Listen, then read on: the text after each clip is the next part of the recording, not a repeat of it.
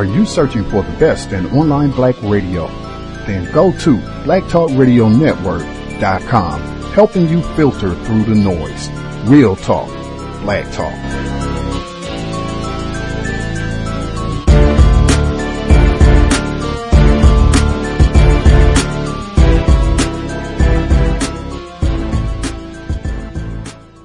The internet is full of half-truths and all-out lies. We've all seen them, and many people on social media complaining about it. Here's your chance to show and prove. WorldAfropedia.com is a black-owned and operated encyclopedia. There are several thousand articles, but we need help. We can't uncover all the truth ourselves. So please, join us and become a writer, editor, or blogger for WorldAfropedia.com today. Every little bit counts. We owe it to the future generations to put the truth out there.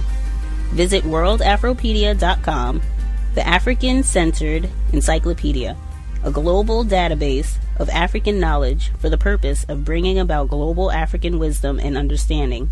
WorldAfropedia.com.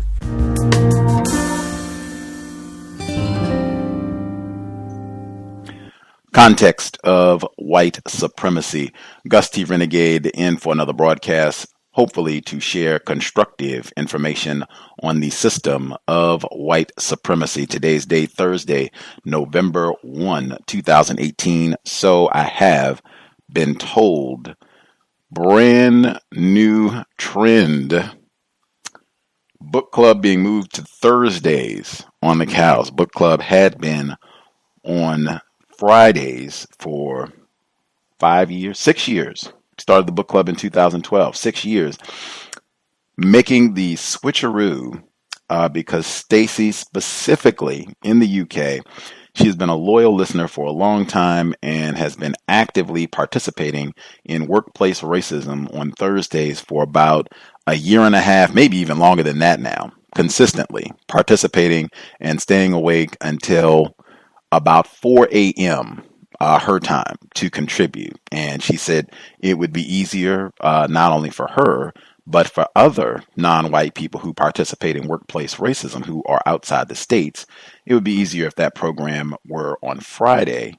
That way, many of them, they don't have to work on Saturday, so they could stay up later without it being as much of a problem. But just to stay up that late for a year and a half, and the other non-white people who live outside the States who call in to participate, I thought it would be worth the investment. So moving forward, book club on Thursdays.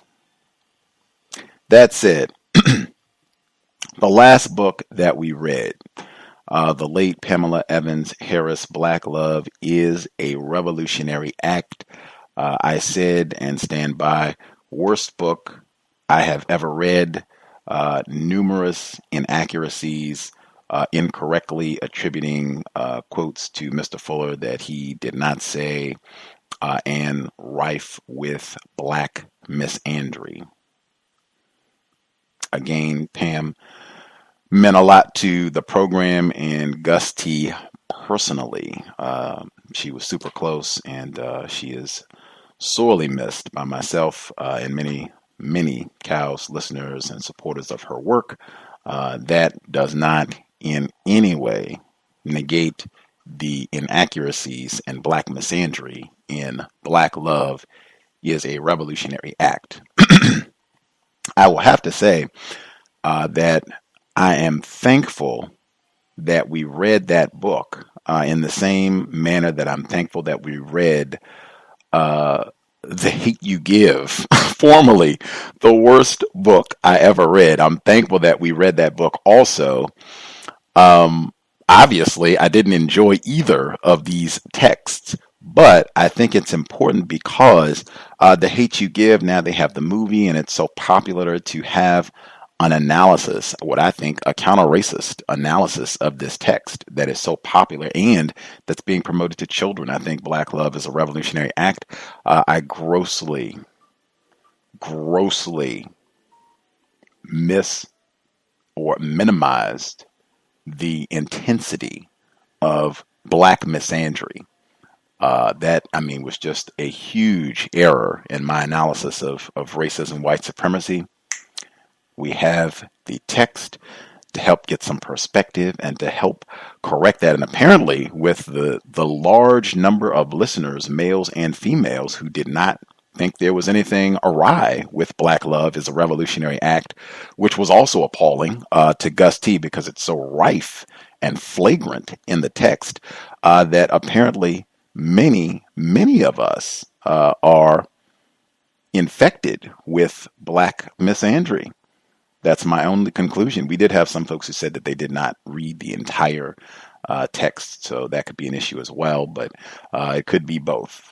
That's only conclusion that I can come to, and in order to address that, we will be reading The Man Knot, Dr. Tommy J. Curry's 2017 publication, guest on this program many times over the years. Will be grand to read the book, so if we come up with questions, we can email or even ask if he could make a cameo appearance and do some explaining if there are any errors or something that we think is not accurate or not explained well in the text.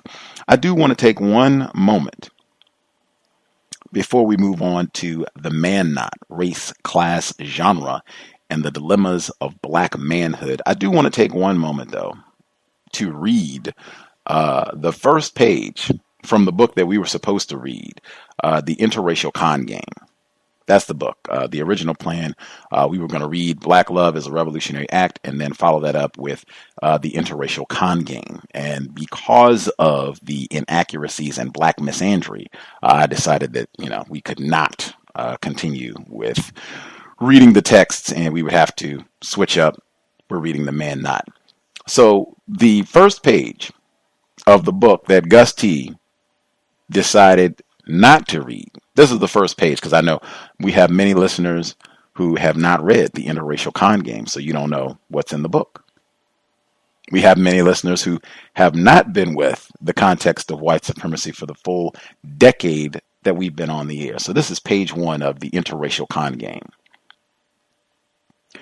To our beautiful Black women, our mothers, wives, lovers, sisters, and daughters. To our strong, courageous Black brothers, fathers, and sons, wherever you are fighting for justice. And a very special dedication to Dr. Francis Cress Welsing, Neely Fuller Jr., the Honorable Elijah Muhammad, Malcolm X, Rosa Parks, Marcus Garvey, Gus Renegade. Acknowledgements. This book could not have been written or completed without the groundbreaking works of Neely Fuller Jr., Dr. Francis Cress Welsing, the Honorable Elijah Muhammad, Dr. Yosef Ben Yakinen, John Henrik Clark, Marcus Garvey, Dr. Mwalimu K. Baruti, Chancellor Williams, Malcolm X, George Orwell, Tony Brown, Jawanza Kunjufu, Carter G. Woodson, James Baldwin, Willard Motley, and many others too numerous to mention. Naturally, we accept total responsibility for any misinterpretations of their works and any errors that may appear in this book.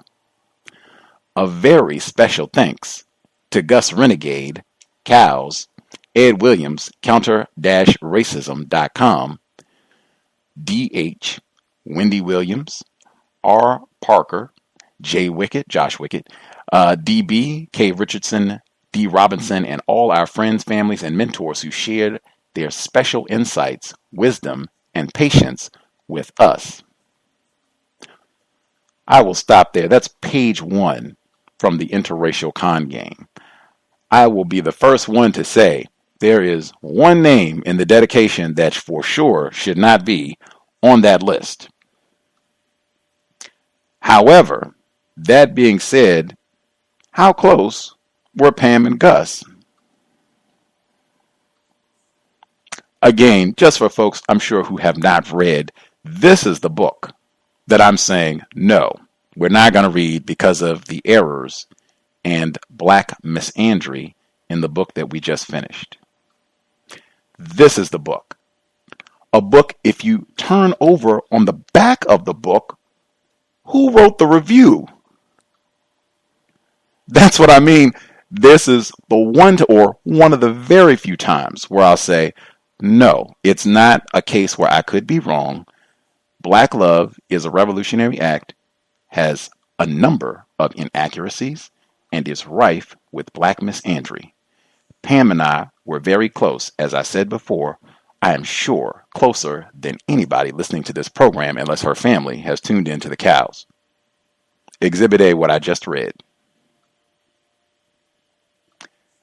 Her and I being close has nothing to do with whether or not information presented is accurate, whether or not information presented is filled with anti-black male bias. Those are two separate entities, period. The new book that we are reading, Dr. Tommy J. Curry, The Man Knot, Race, Genre, and the Dilemmas of Black Manhood. Published in 2017, you can go in the archives and hear our discussion of the text a few days after it was published, and I will go ahead and say up front, this is a challenging book. You will need a dictionary. There will be words that you do not understand. Look them up. That way you will get a better understanding of what's being said. This is a book you do not want to listen to casually and think that you understand what's being said. You're really going to have to pay attention. It would be best to actually have the physical text so that you can follow along. This is not an easy read, but wow, it has a lot of, I think, important information. Dr. Curry, The Context of White Supremacy, audio segment number 1. The Man Knot, Race, Class, Genre, and the Dilemmas of Black Manhood. Dr. Tommy J. Curry. Introduction. Toward a genre study of black male death and dying, addressing the caricatures that serve as theory in the study of black males. I see dead black male bodies, black men and boys in the streets. Dead niggers made into YouTube sensations. I see their executions on the internet. The corpses of Trayvon Martin, Michael Brown, little Tamir Rice cycled for eternity. I hear Jordan Davis's music and Sean Bell's vows. I feel black male death all around me, and I am scared. Scared that one day I will be forced to not speak. They shame me when I speak about black men and boys. They threaten me with the names of white men. I hear patriarch, sexist, misogynist as they condemn me for identifying the murderers and lynch mobs of black males. They wear hoods with disciplinary embroidery, whispering nigger under their breaths. These black and white faces stand guard at the gates of the academy, and I fear they will make me be still. They will kill me. They will force me to remain silent. I write this knowing that my words will not outpace the bullet of another gun, transforming living flesh into rotting meat. I know as I write this that another black man or boy will die. I know as I think about their deaths, the end of their lives is coming to be. This America makes corpses of black males. It is simply the reality of our day that black males die. This death, however, is shunned, cast out of the halls of the university, and avoided at all costs by disciplines. This reality has not transformed any of the decadent theories that tie black manhood to the caricatures of the 1970s. Black men are thought to be latent rapists, the black macho of old, violent patriarchs, a privileged black male, craving the moment he is allowed to achieve the masculinity of whites. These mythologies of decades long gone remain the morality of disciplines and the political foundation from which racist caricatures become revered concepts. I write this book from a 21st century in which black men and boys are still being lynched in America. Otis Bird was found hanging from a tree on March 20th, 2015 in Port Gibson, Mississippi, and Lennon Lacy's 17-year-old body was found on August 29th, 2014, hanging from a children's swing set in Bladenboro, North Carolina. I write from a 21st century in which black men such as Matthew Ajibade are hit in their genitals with a taser and beaten to death. I write to you from a 21st century where a black man named Kevin Campbell, a father stopped for driving on a suspended license, was confined to a cage for hours and anally sodomized by a Detroit police officer. I write to you from a world where an innocent black man can be deprived of decades from his life and convicted of rape because his face came to a woman in a dream as her rapist. This is the precariousness that has come to define what black men and boys endure as life. I write this book to give voice to the black male coerced into silence, his experiences denied within disciplines, and his realities refused by theory. Theory is a fickle thing. The proliferation of discourses around sexuality over the past several decades has done little to clarify the relation between socially constructed gender categories such as race and sex and the biological bodies that possess them. Likewise, despite decades of debate, the category of masculinity remains indeterminate and somewhat vacuous, referenced almost solely by one's genitalia. The appearance of more complex theoretical advancements articulated by the crest of race, class, and gender has come to conceal rather than reveal significant and empirical aspects of black sexual life. Imposing analytic categories on bodies as substitutable for depicting actual social or historical relations obscures both the quotidian and the repetitive phenomena that materialize as various social stratifications. It is not uncommon for complex theories of masculinity to stand in stark contradiction to the actually observable positions of the groups they aim to reference. Whereas masculinities studies outside the United States have begun the arduous task of assessing the presumed linkage among maleness, patriarchy, and domination, feminist theory in the United States has come to emphasize masculinity as primarily patriarchal and to claim those masculinities that do not coincide with this dominant gender hierarchy for itself as progressive and feminist inspired. These masculinity scholars from Europe and its past colonies have insisted on the difference between hegemonic and non-hegemonic masculinities and argued for a more accurate account of white men that further facilitates the discovery and identification of equality masculinities, those that legitimate an egalitarian relationship between men and women, between masculinity and femininity among men. They insist gendered power relations are dynamic, unstable, and ambiguous, and dominant forms of masculinity do not always legitimize patriarchy. Therefore, the question of men's patriarchal oppression of women must remain an open, empirical, and contextual question.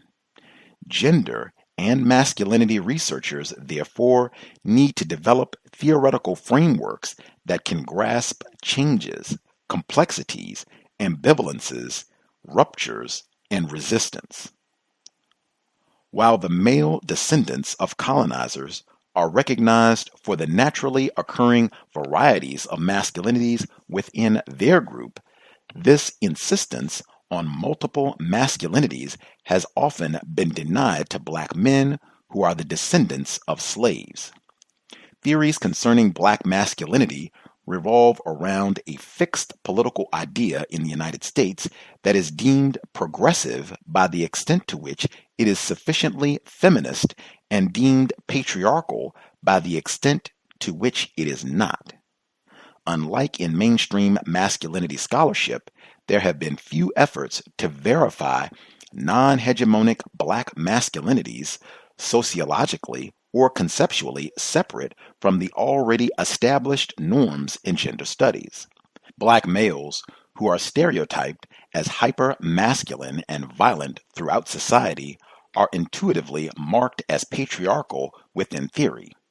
Instead of being similarly disrupted by the critiques of hegemonic masculinity's failure to account for the class and cultural diversity within white masculinities, hypermasculinity is proposed as the phylogenetic marker of black maleness.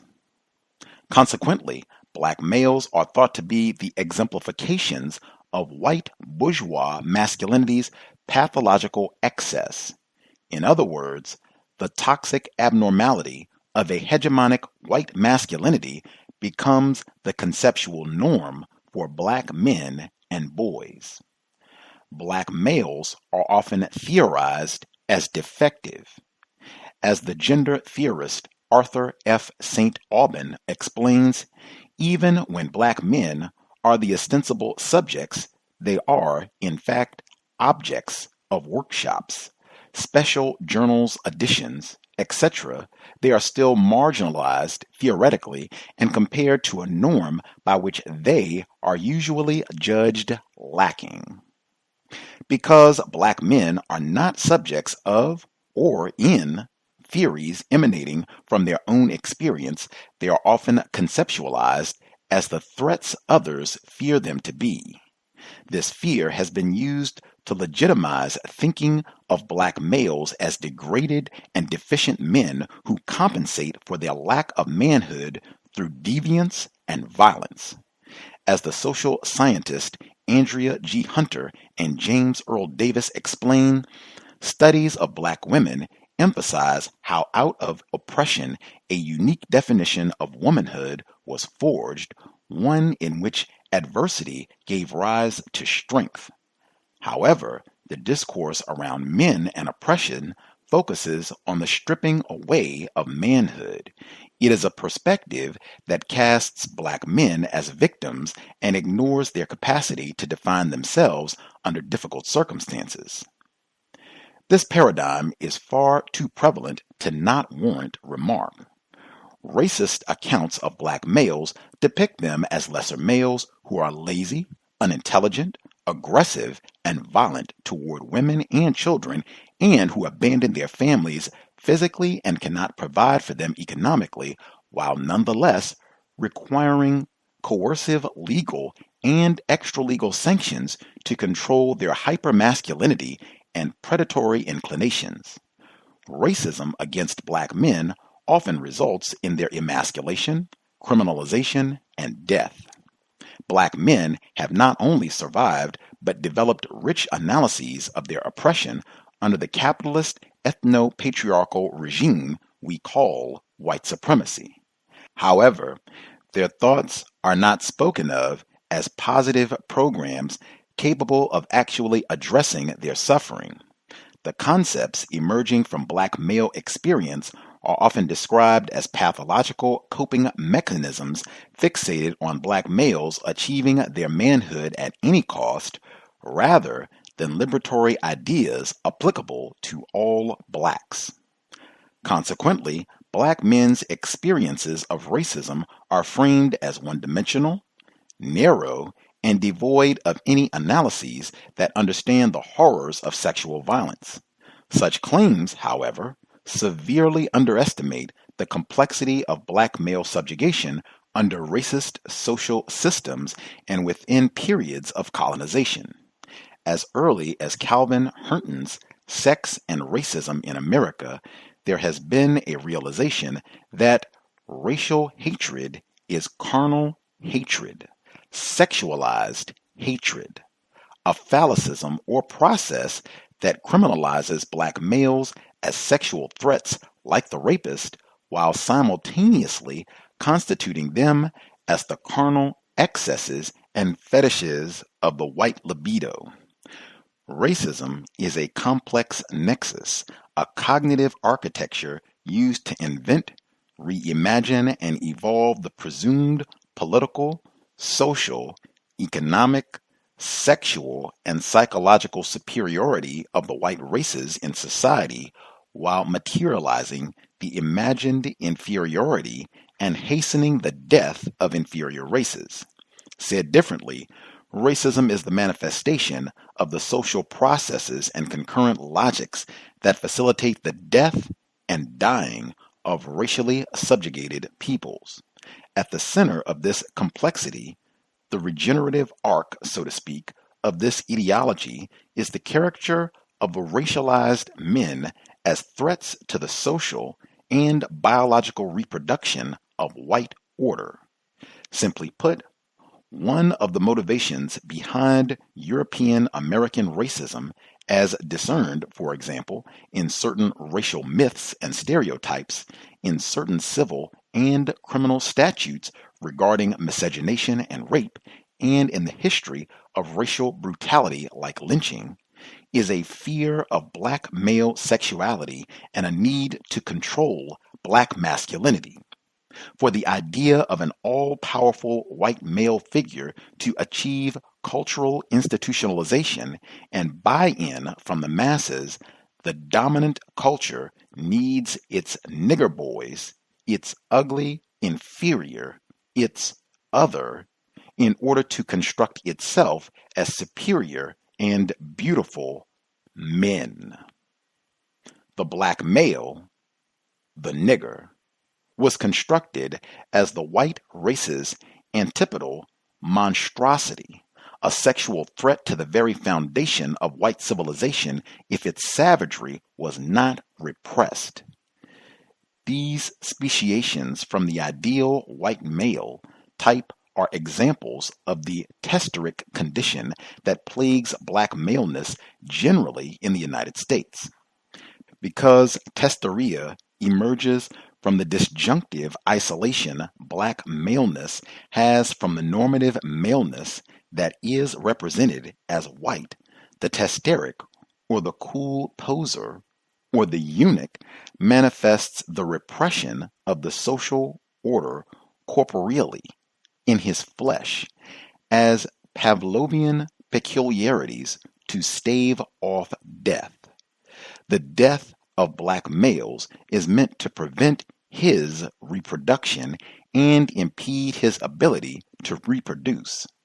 This is the boundary between the abject and the corpse the black male inhabits. It is the peculiar genre black males occupy and the place from which their perspectives emanate. The man knot as a philosophical grounding for a genre study of black male death and dying.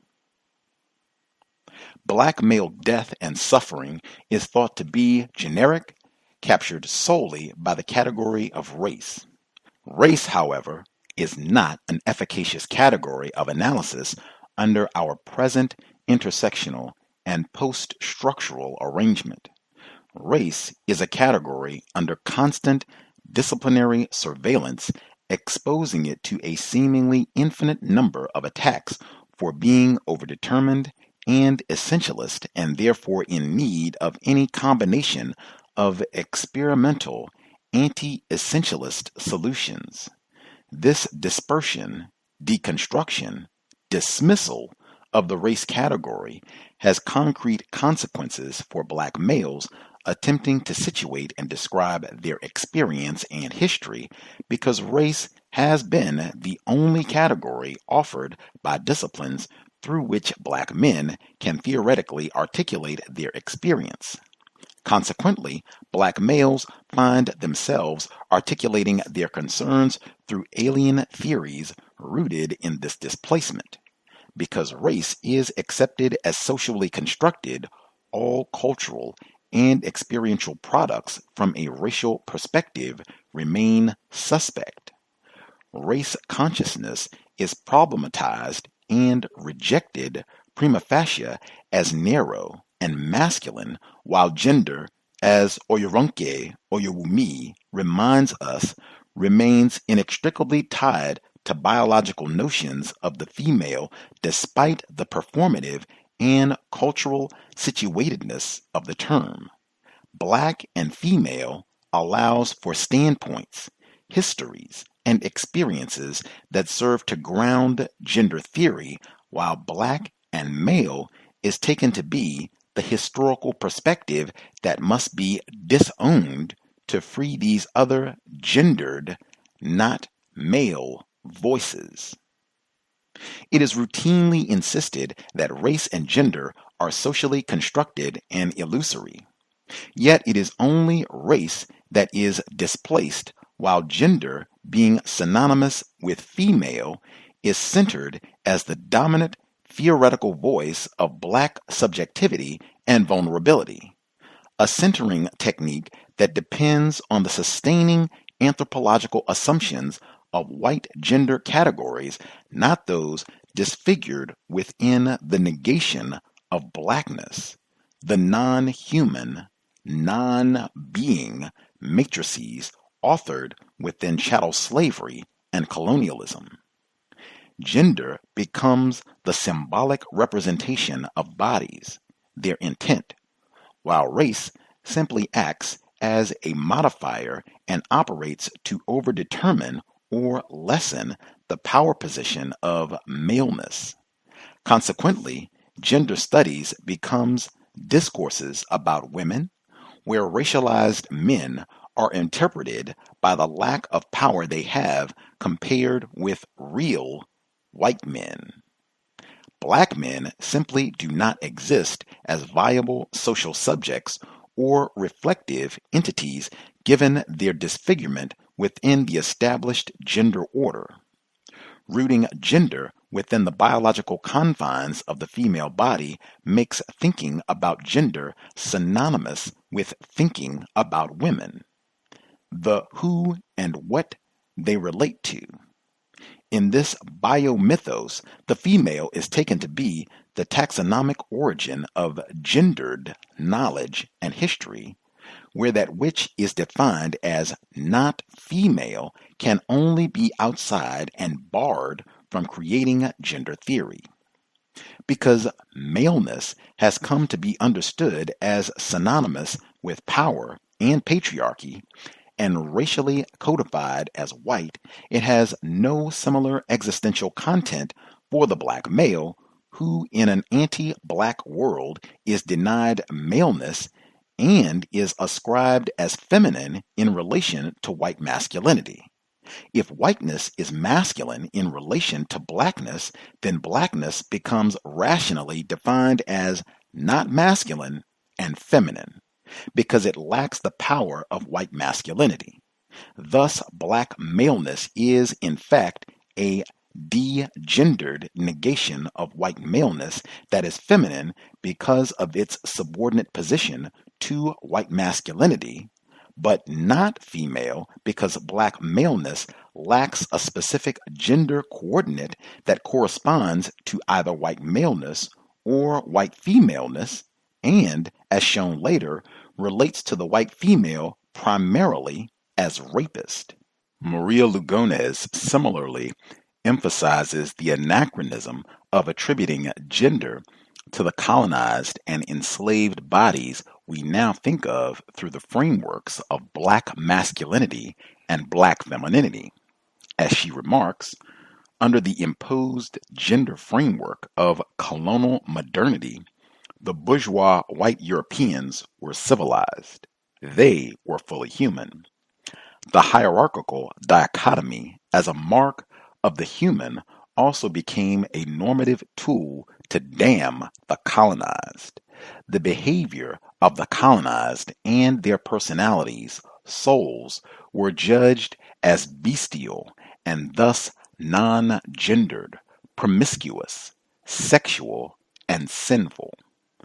The colonized, racialized subject was denied gender precisely to define the boundaries between the content of the human and the deficit of those racially speciated. This is not to say there was no sexual differentiation between bodies and the roles assigned to them. Rather, it highlights that colonized people became male and female. Males became not human as not men, and colonized females became not human as not women. The black man deprived not only of an identity, but also a history and existence that differs from his brute negation, experiences the world as a man-not. Man-notness is a term used to express the specific genre category of the black male. Genre differs from gender by this distance black males share with Western man a priori, and, by consequence, patriarchy.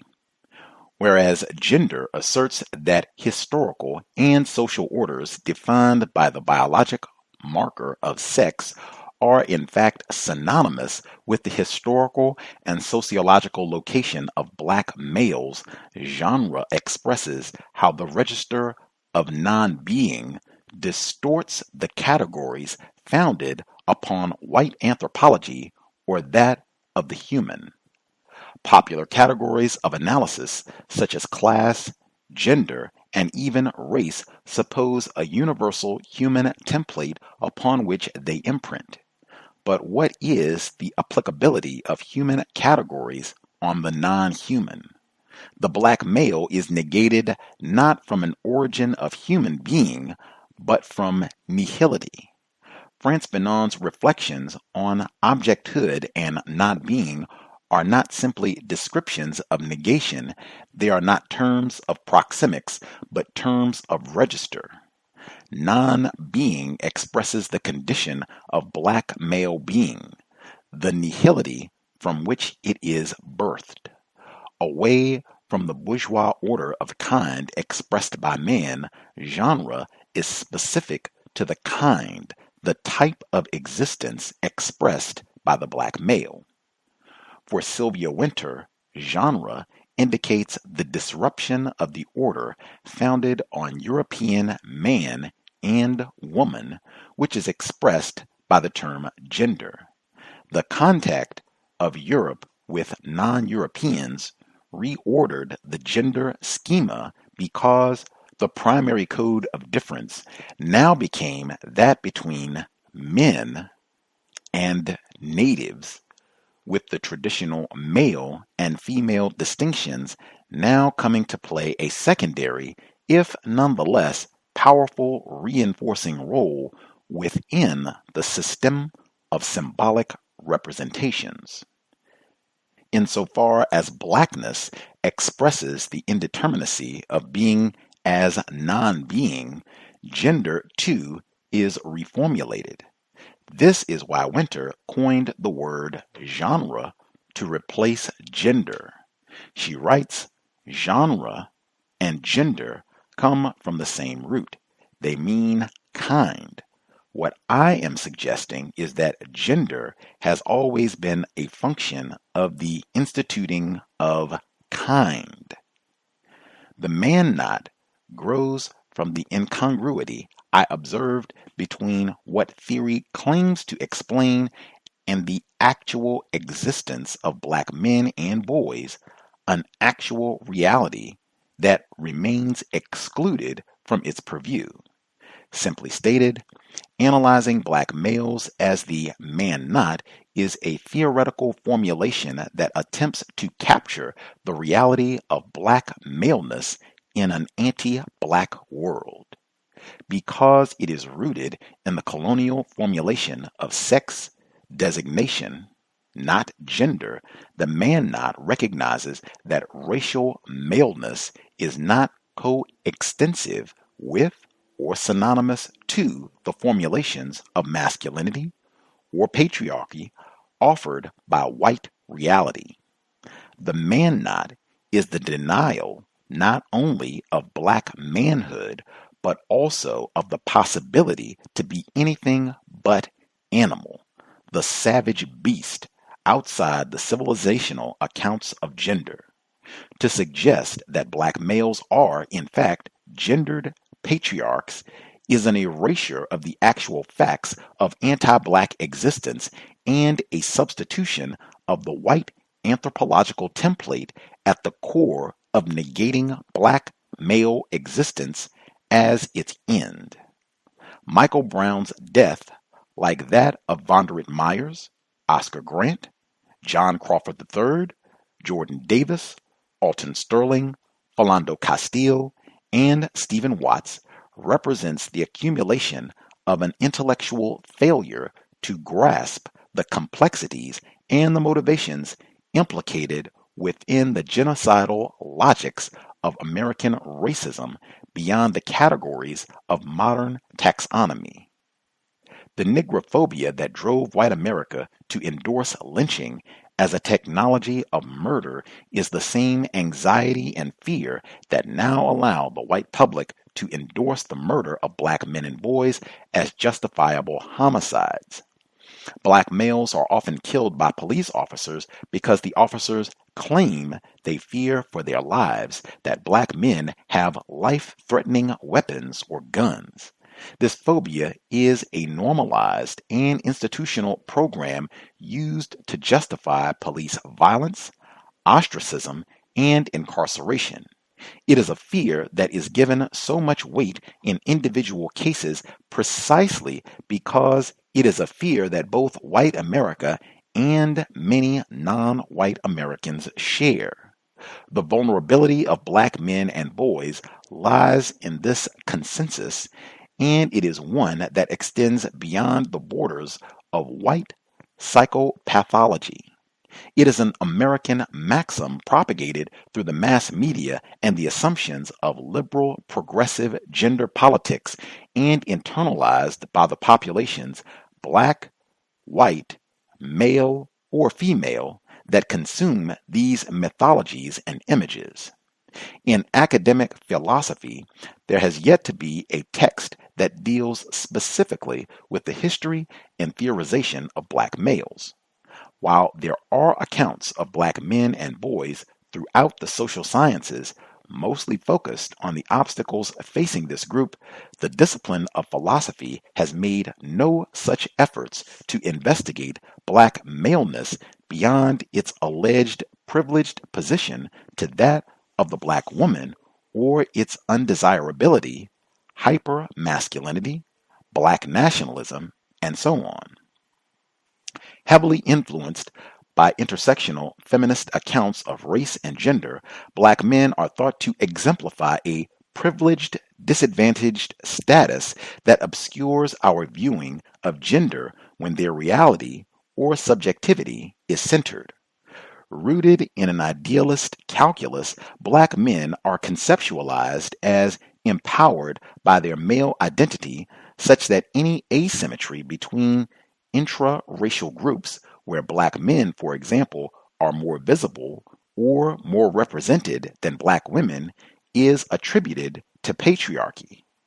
This book aims for a closer interdisciplinary examination of this gendered claim. Using history, sociology, and a range of social science findings, this book argues that black men and boys are, in fact, disadvantaged because of their maleness. Taking the black male experience seriously shows that what is now called gender is cumulative, not casual, and while certain problems may accumulate around male or female bodies, they are not isolated to those bodies or their histories. Hence, instead of being protected by patriarchy, black men and boys are revealed to be its greatest victims under closer examination. This book is not predetermined.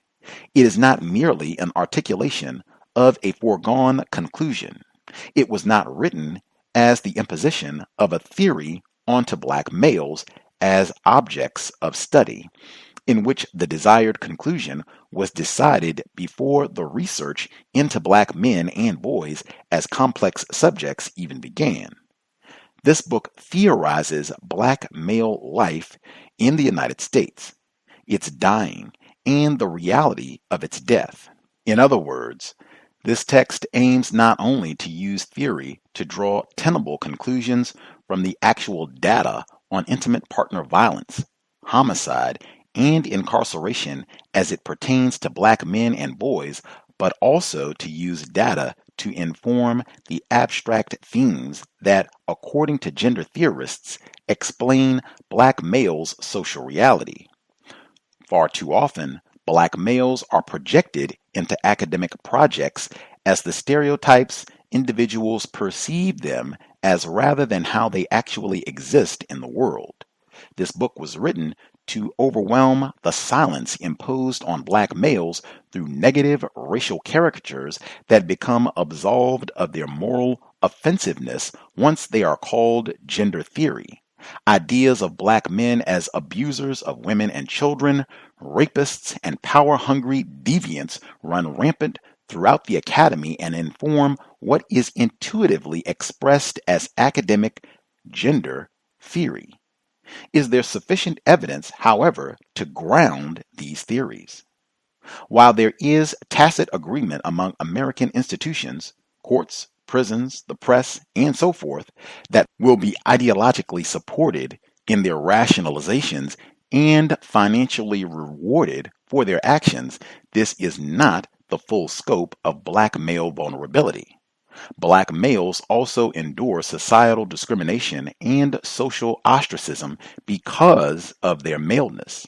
In his personal life, the discrimination targeting the black male in the workforce often results in his unemployment, which only confirms that he is undesirable and unwanted as a colleague or peer within universities, corporations, and many blue-collar occupations. He is assumed to be a deviant, so his history of trauma and physical or sexual abuse at the hands of men or women, which precipitates many of his interpersonal conflicts as an adult, is denied. He is interpreted as a violent and abusive individual in need of criminal sanction rather than as a victim in need of treatment and compassion. This book is concerned with the sociological, historical, and ontological weight of black manhood. It explores how the myth of the super predator is codified within the disciplinary proliferation of theories about black masculinity and makes it seemingly impossible to conceptualize the black male as a victim and disadvantaged when compared with other groups. This book shows how theory and stereotype converge throughout the multiple exegeses offered to analyze the external conditions and internal motivations of black men and boys.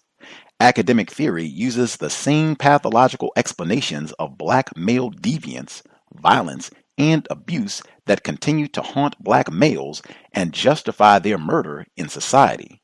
To advance theory, the vulnerability of the black male is denied and his disadvantage is obscured from a full viewing by scholars and the public.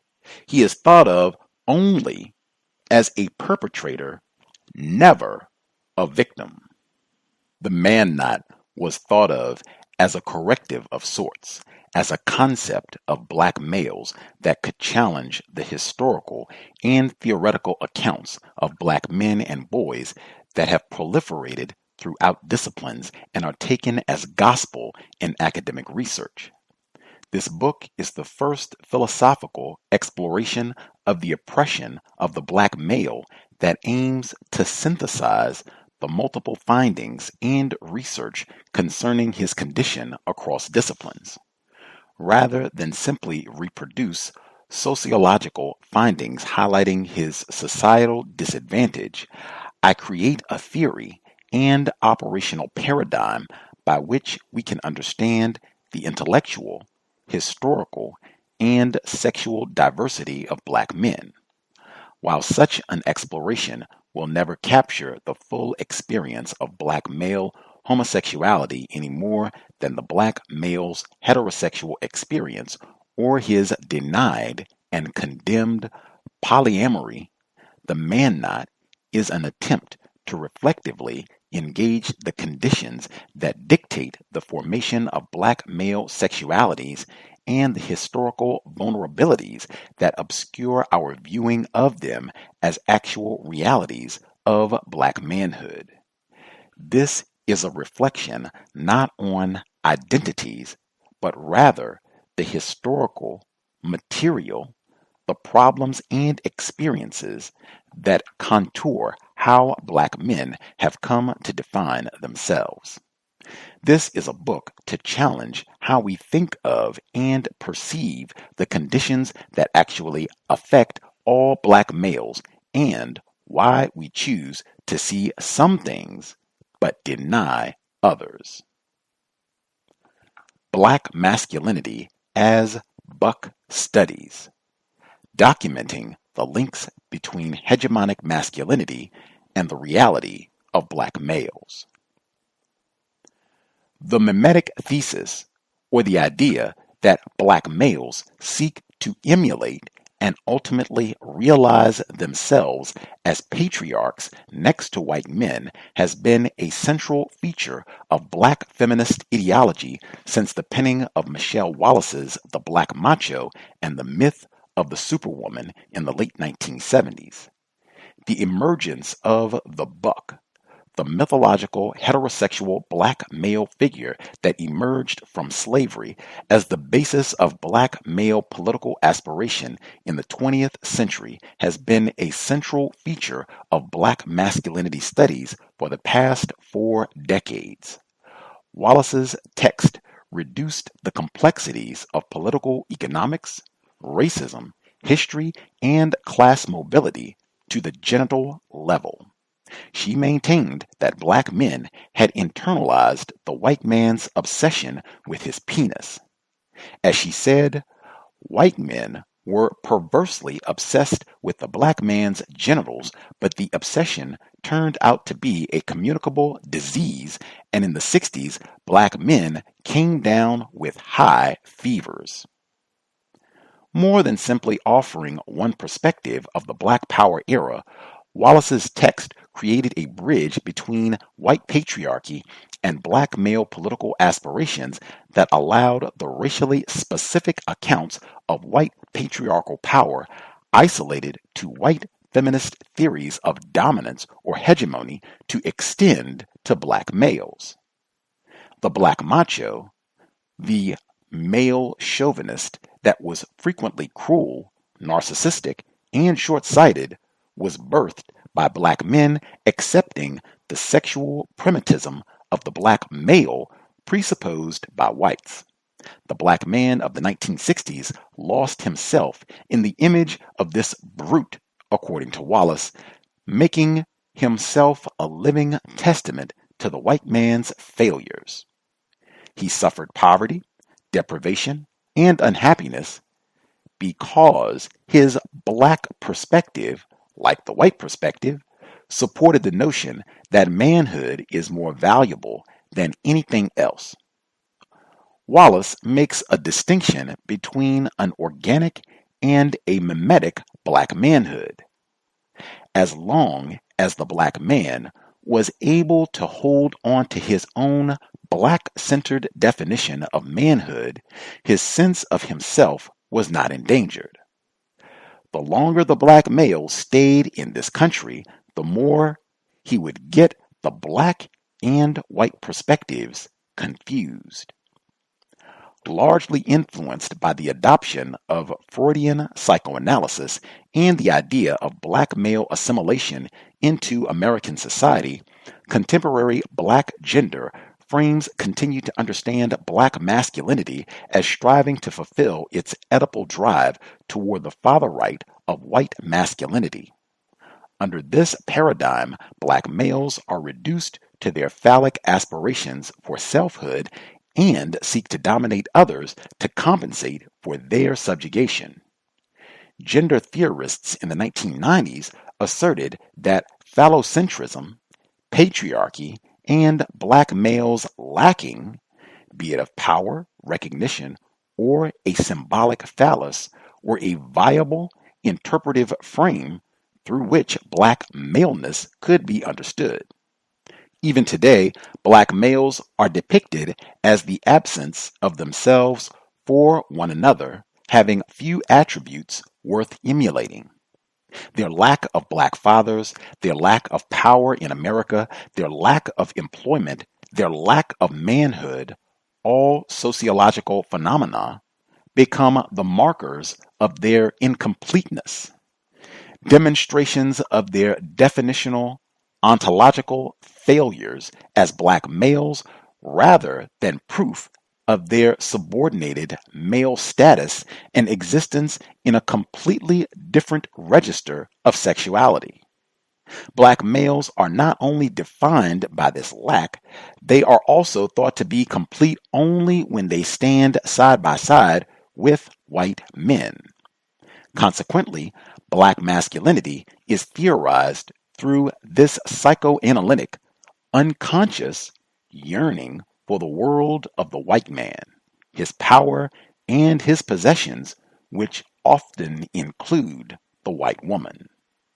By disregarding the historical examples of black male resistance to white supremacy as well as the traditional expectations of hegemonic masculinity, supported even by black women at the anthropological level as Christian, capitalist, homophobic, and so forth, the black male is attached to patriarchy at a biological level, such that every action of self-defense, politics, or love becomes an exercise of his attempt to realize the patriarchy denied to him.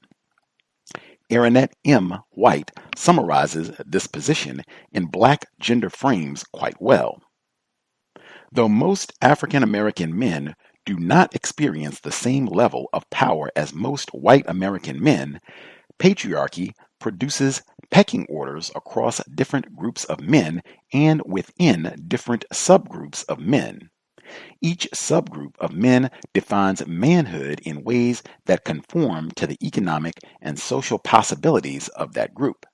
However, even marginalized men, for example, poor men of color, accept the system because they benefit from the patriarchal dividend, which is the advantage men in general gain from the overall subordination of women, particularly the women in their subgroup.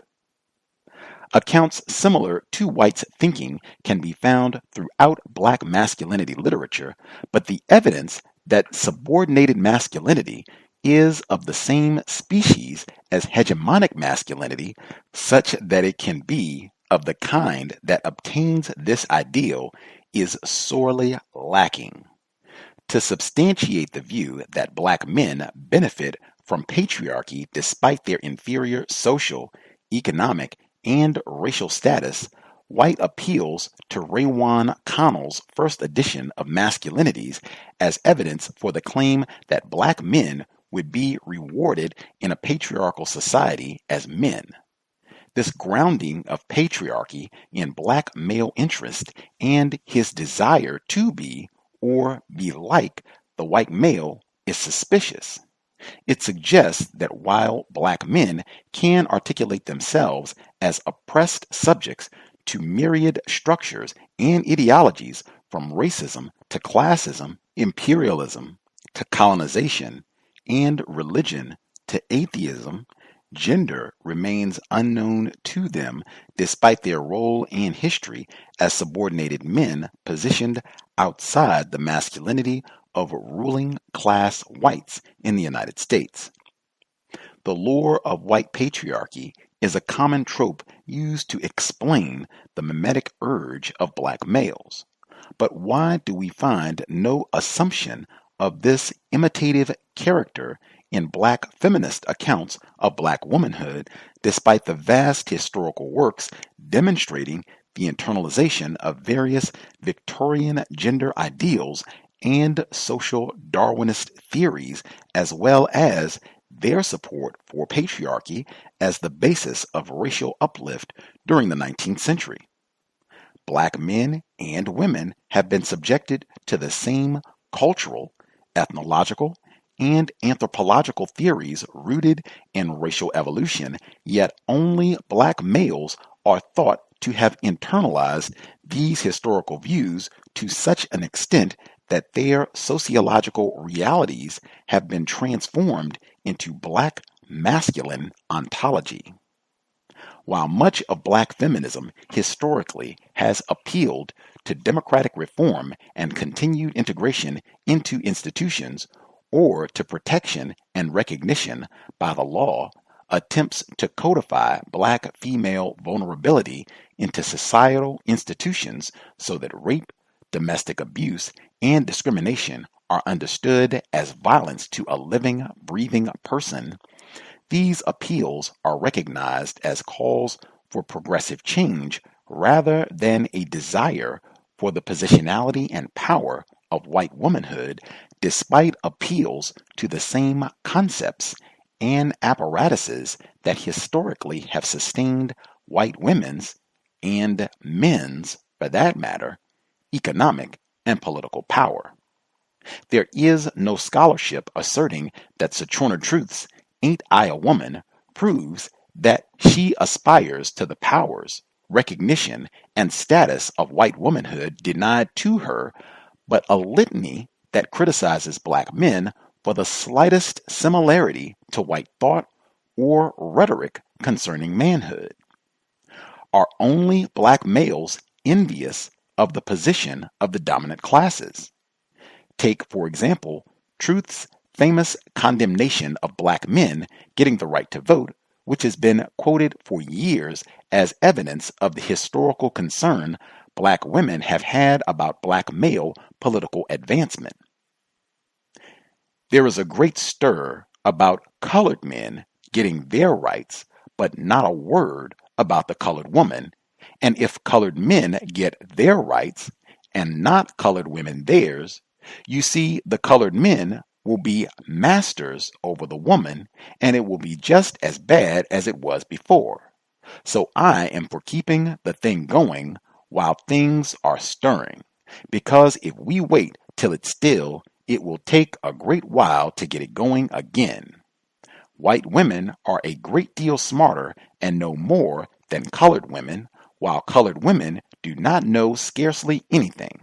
They go out washing, which is about as high as a colored woman gets, and their men go about idle.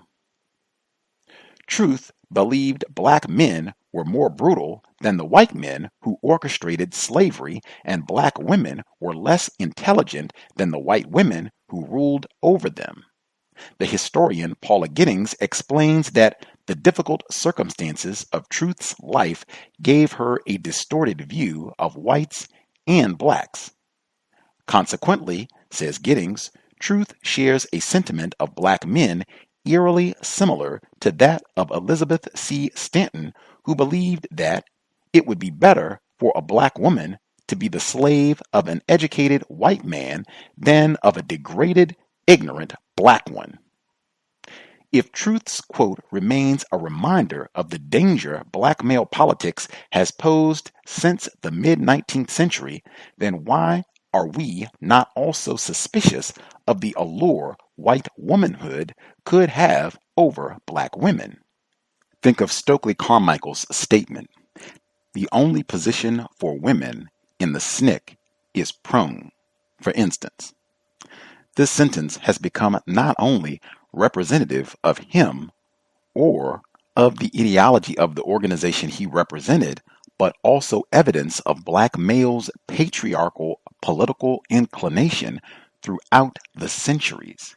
Mary King, a member of Student Nonviolent Coordinating Committee, SNCC, and the author of Freedom Song, a personal story of the 1960s civil rights movement, offers a vastly different account of this oft-cited statement. Carmichael's comment pertained to a position paper circulated for the November 1964 Waveland meeting of the SNCC written by Mary King and Casey Hayden. The position paper spoke to the assumption of male leadership and the role of male and female workers of SNCC. The position papers were meant to get the leadership to think about foundational questions. What is SNCC? What do we organize? Where do we organize? The position paper on women asked the representatives to think about the role women played in the SNCC's leadership and decision-making structure. Specifically, the paper asked members to consider why it is in SNCC that women who are competent, qualified, and experienced are automatically assigned to the female kinds of job such as typing, desk work, telephone work, filing, library work, cooking, and the assistant kind of administrative work, but rarely the executive kind. King fondly accounts that Carmichael made fun of everything that crossed his agile mind, and this position paper was no different. When he came to the not-so-anonymous woman's paper in the meeting, King recounts, "Looking straight at me, he grinned broadly and shouted, 'What is the position of women in SNCC?' Answering himself, he responded, 'The position of women in SNCC is prone.'" According to King, the now infamous statement by Carmichael was a joke. She remembers that Stokely threw back his head and roared outrageously with laughter. We all collapsed with hilarity. It drew us all closer together because even in that moment he was poking fun at his own attitudes. Instead of describing Carmichael as some raging patriarchal maniac, King says, "Casey and I felt and continue to feel that Stokely was one of the most responsive men at the time that our anonymous paper appeared in 1964. Several years later, Hayden confirmed King's recollection of events in SNCC. Even in 2010, Hayden remembered the SNCC as a womanist, nurturing, and familial organization.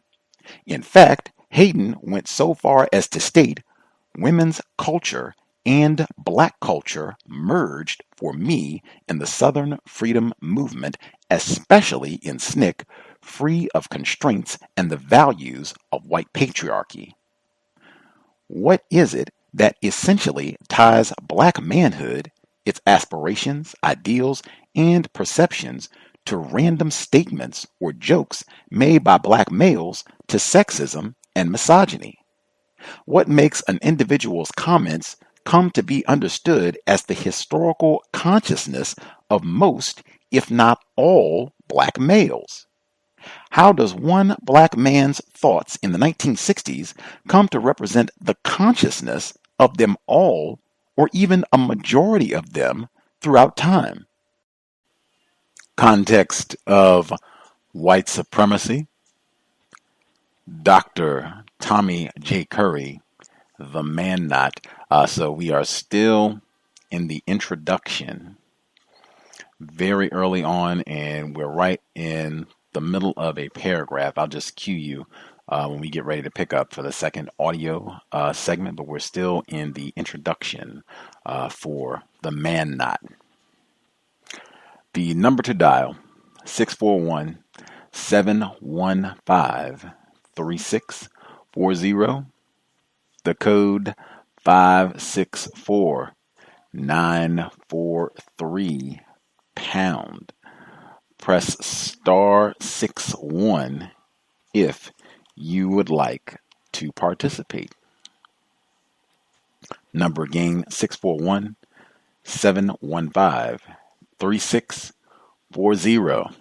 The code 564943 Press star 61 if you would like to participate.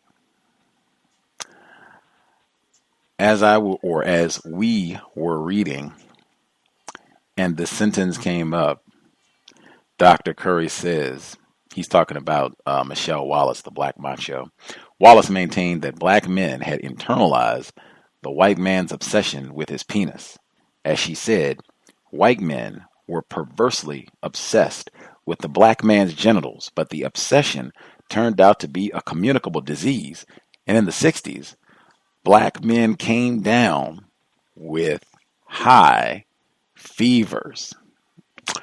Woo! I cracked up laughing. Feverish black males. That has been the problem for decades. Feverish black males.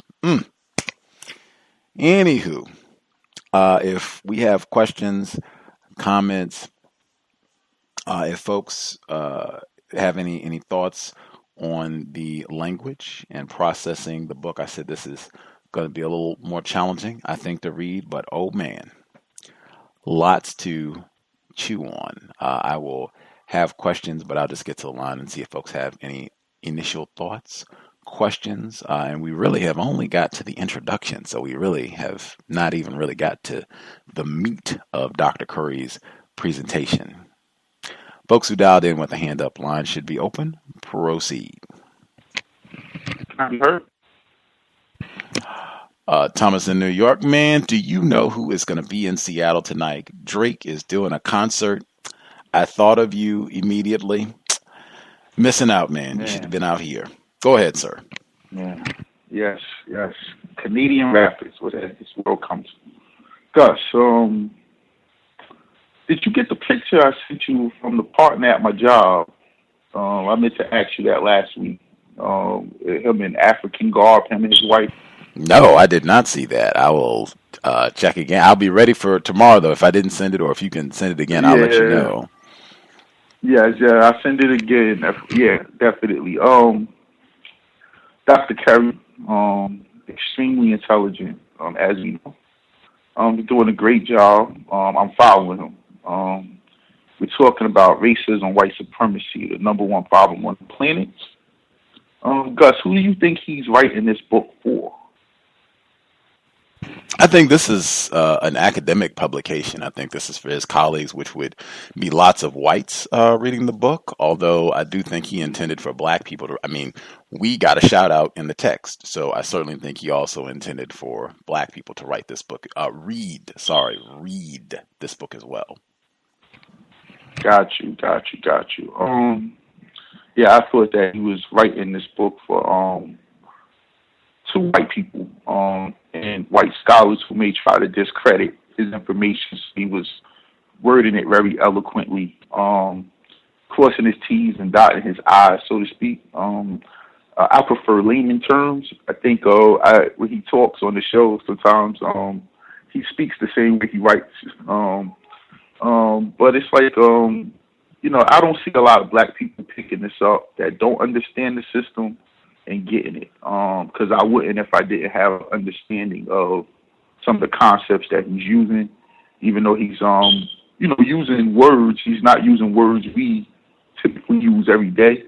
Dr. Wells, for example, I think every person can understand her terminologies. To me, this may offer more confusion to a confused person because they won't be getting it.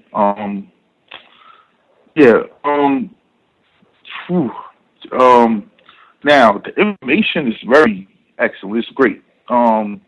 Breaking down the reason why black males are not men in the system of white supremacy, I think he's doing a great job. He mentioned logic very early in the text, and that's very important because every system, be it real or artificial, operates off logic. And later he mentioned Darwinism and how that plays an intricate role in how whites relate to blacks or relate to the world. And in my opinion, that's the logic this whole system is operating off of, with other things. But I think that that's very important, and I think he's doing a great job. Very different from the last book, absolutely. But of course, this is a scholar, and I'll mute my line. Thank you, Gus. Much obliged, Thomas in New York. Other folks who dialed in with a hand up, if you have commentary, line should be open. Proceed.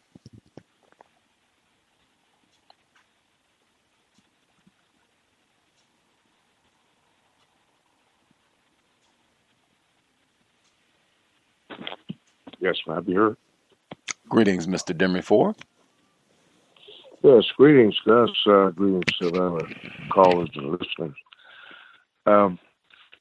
Yes, Dr. Curry, brilliant professor. I'm always amazed with the things that he can say and write and still, hold down a professorship at the University of Texas. Of course, I was born in Texas. I know how it is in that state. We're only in the introduction, but he started to compare jantra with gender, the gender and the jantra. So black maleness, whichever way you look at it, you can break it down simple terms like Mr. Nelly Fuller says. It's we are relegated to the lowest rung in society. So everything is designed, if white's supposed to be superior, then logical deduction would be that black would be inferior, and then the black male would hold that lowest or negative connotation. And all this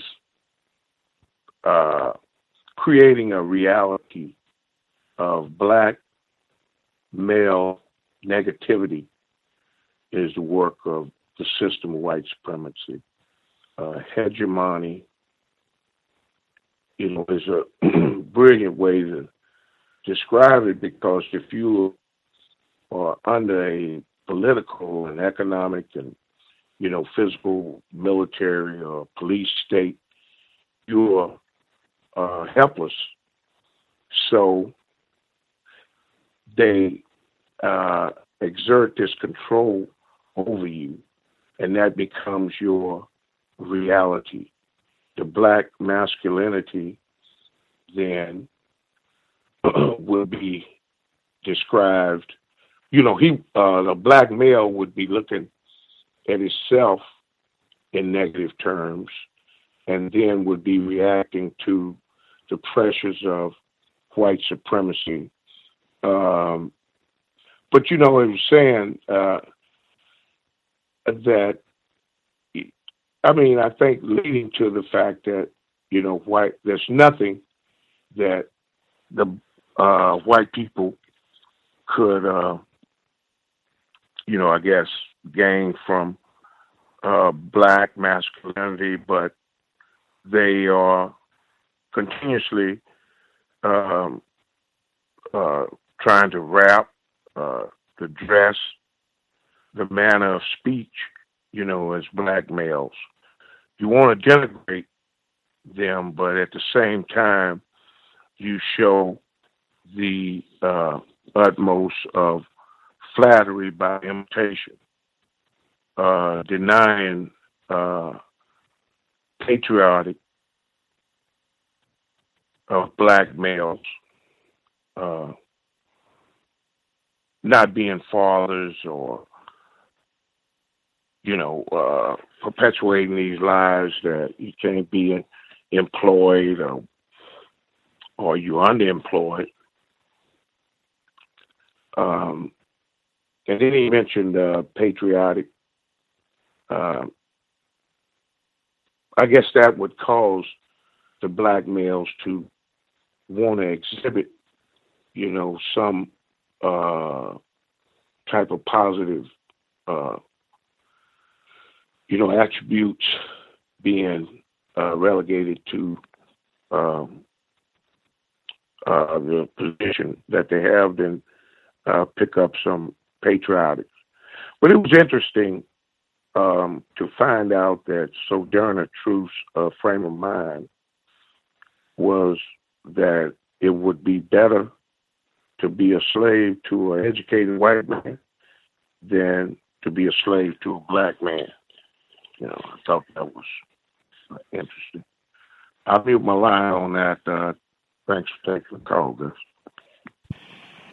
May I be heard? Yes, ma'am. Hello, thank you for taking my call. Red in Nevada. I definitely appreciate this book. It definitely helped me to better understand the correlations between, I guess, what I was taught, and really reading the last book. It made me really think about, like, trying to figure out why I was taught that all black males are feverish. And I know with this book, it kind of helped.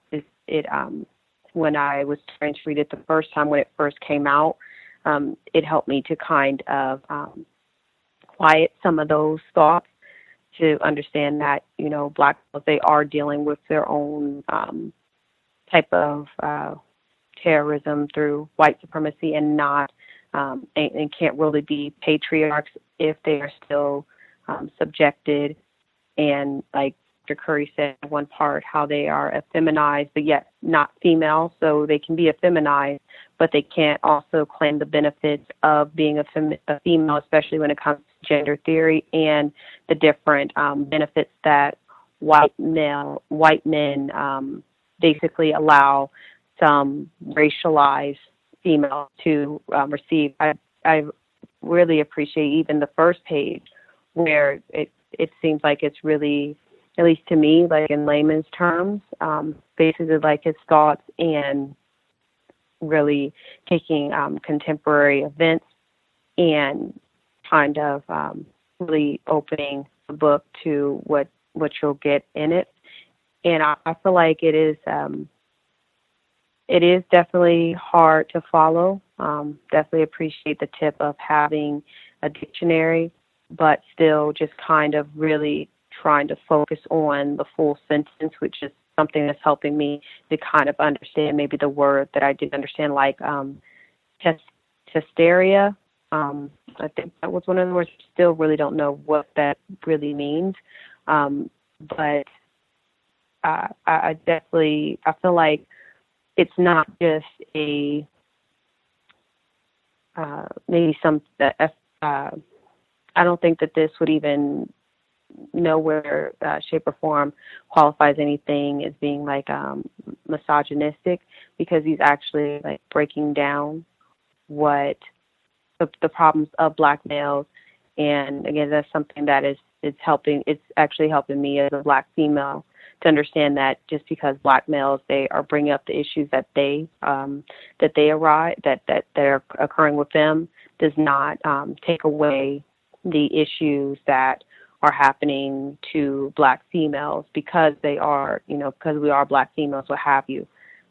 The other thing, and like Mr. Demery before pointed out, definitely appreciate Dr. Curry pointing out just the confusion with Sojourner Truth, and even pointing out the white woman, Elizabeth C. Stanton. I think I pointed that out when we first talked about the book, because I feel like when in school we were talking about the women's movement or women's liberation, I forgot which one, like during like the early, like the 1800s or 1900s, what have you, it was kind of definitely taught as something that was going to help all women, no matter, what color they were, and of course, just a part of the racist school system. And even the part where he gives details about Stokely Carmichael's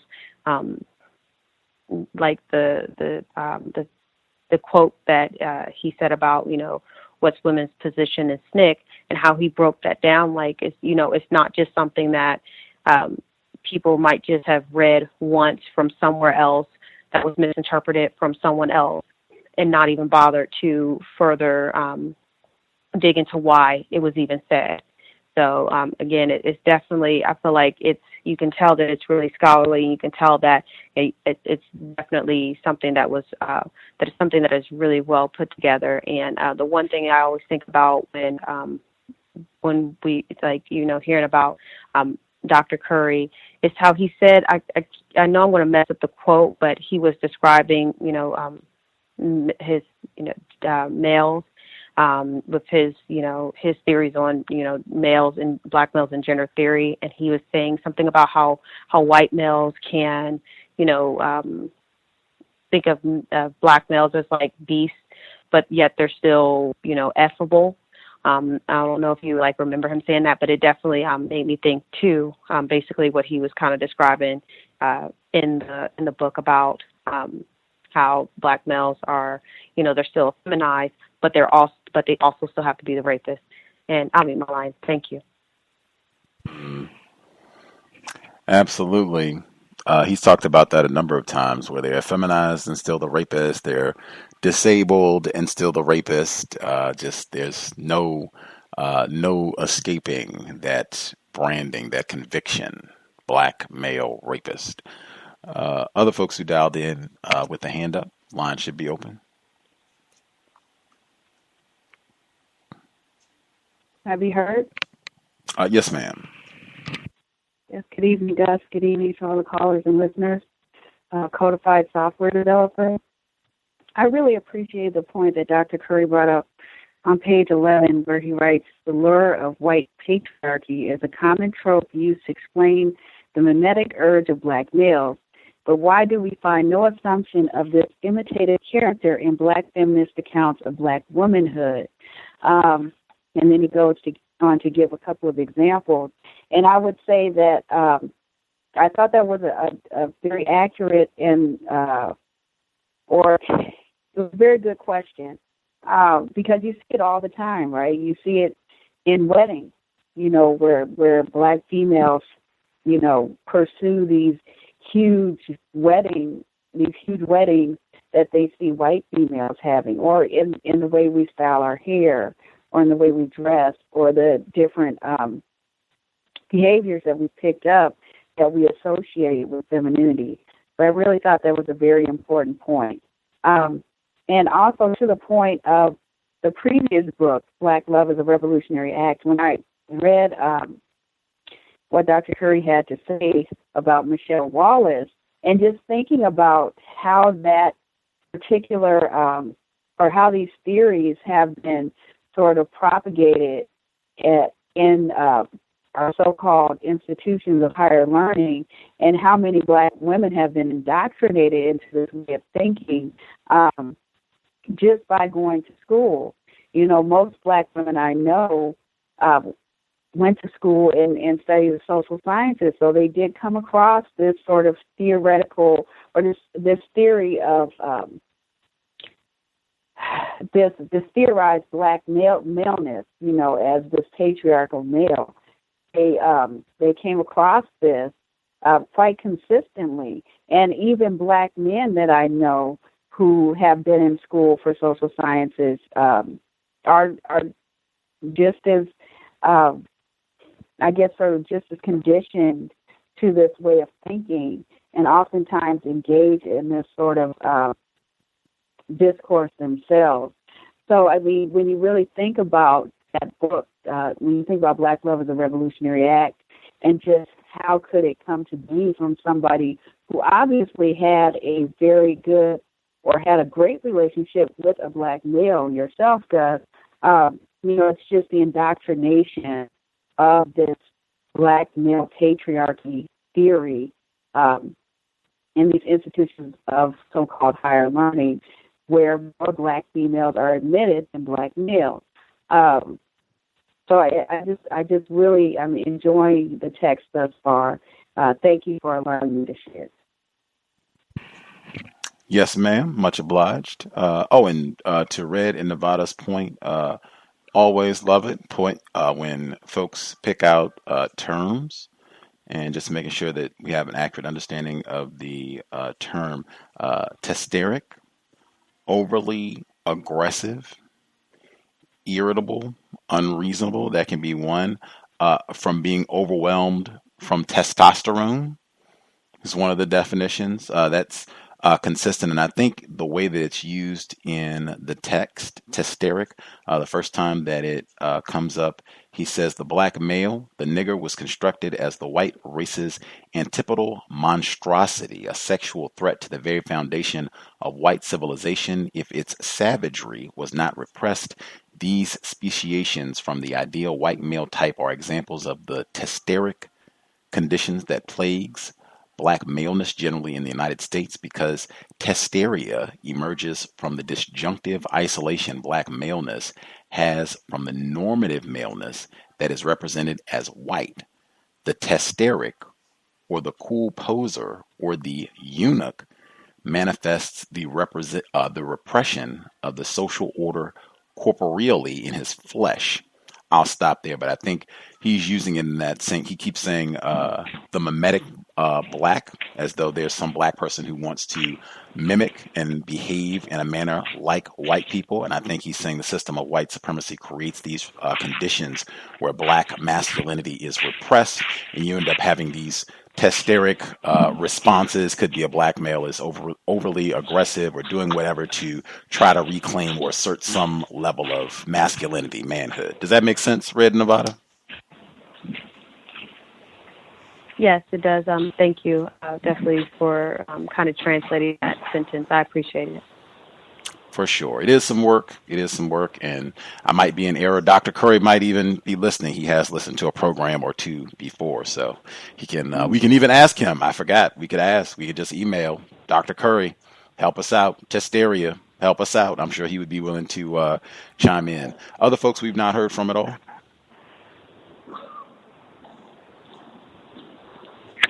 May I be heard? Yes, sir. Greetings, the callers, listeners, and Gus. Thank you again for the platform. Definitely great book. I feel like, what I'm understanding from this book is a greater, broader perception of or view of the kind of other side. I've had significant others, girlfriends, basically explain intersectionality and all these other concepts, but based on what I've seen and how things have been playing out for black males worldwide, culturally, it just didn't make any sense. And I feel like what we're getting from Dr. Curry now is a real big and a great understanding of this. I mean, these first couple pages it's a lot to take in, so to speak.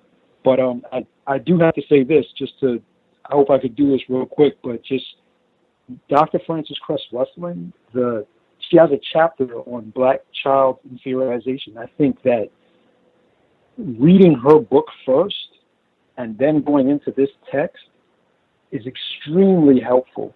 I feel like this text goes in even deeper into the fact that the black male is the main target in racism, white supremacy. And the points that he, breaking down intersectionality, I'm curious to see how that goes. But one of the lines that definitely struck out, if I may, is black males are not only defined by this lack, they are also thought to be complete only when they stand side by side with white men. Consequently, black masculinity is theorized through this psychoanalytical unconscious yearning for the world of white men, his power, his possessions, which often include white women.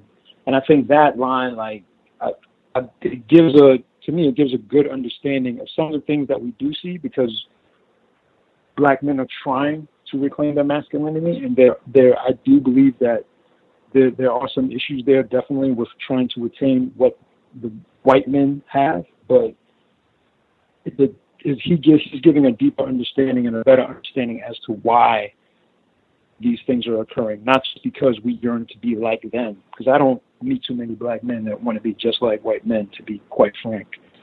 That being said, I think that's about it. I'll mute my line. Thank you.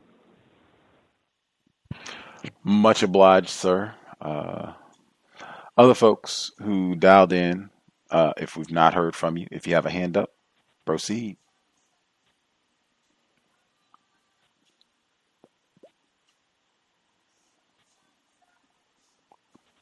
Did we nab everybody? Anybody we missed who has a hand up?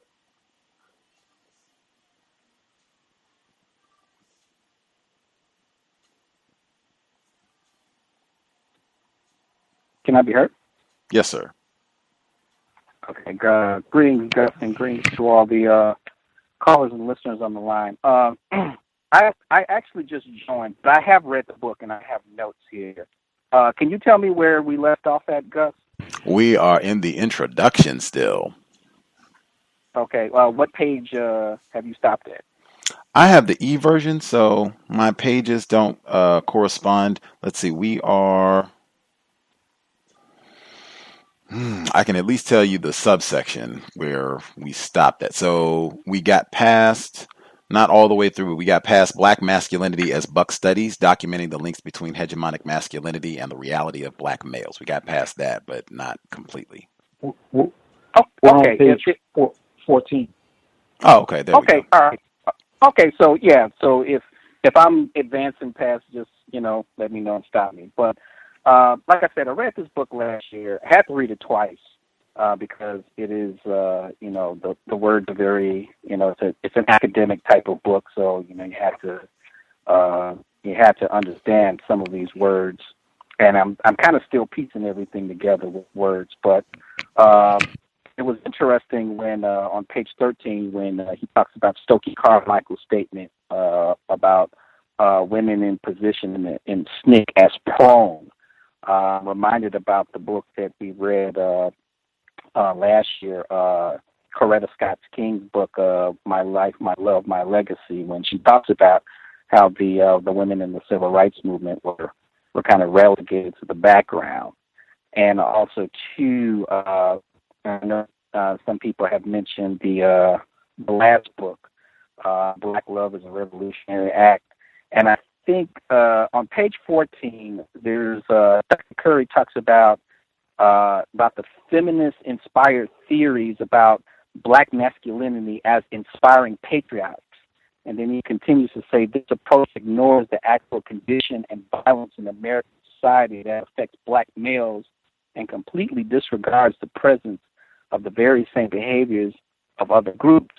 And this fits perfectly of why the last book was very confusing and why it never applied. It basically applied all the issues of racism to not only just white people but to black males, which was the confusing part of it. So Dr. Curry, to me, that kind of stands out with that statement on why the last book was so confusing. But I have a lot of notes here, but you know what? I'm going to stop right there. But this is a great book, and hopefully you'll get Dr. Curry to define some of these terms that he has in his book. So that's all I have. I'll mute my line. We can develop a list as we go. He knows that we are reading the book, and he was overjoyed about it. So I'm sure he would be happy to help us generate a little study guide that could maybe benefit other people who, will read it. Hopefully this will inspire other people to read the book. So I'm sure he would be happy to help out as we go. Think of questions or terms that you would like to ask him as we proceed. Other folks who we have not heard from at all, do you have commentary?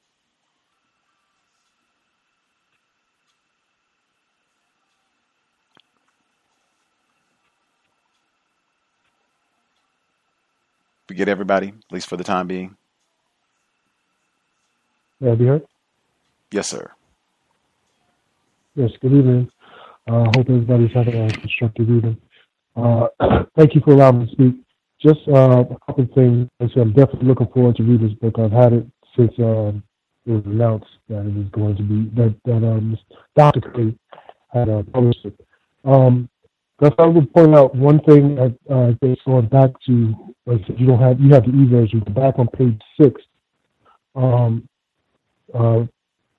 you read the blacklist becomes, you said rationally, but the word is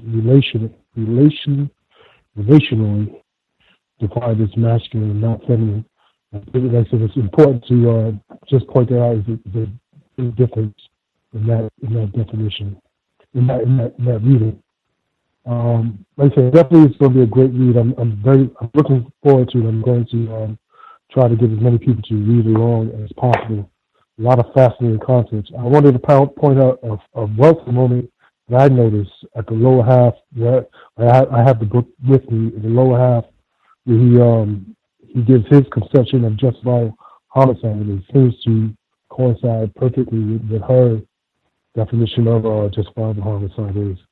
And that's briefly what it is I have right now. Thank you for letting me share. I'll meet my line. Much obliged. My fault with the narration. Victim trying.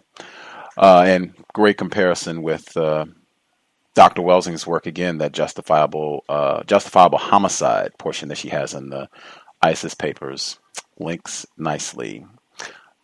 Did we get all of the folks who dialed in? Did we miss anybody, or at least for the time being, we got everyone?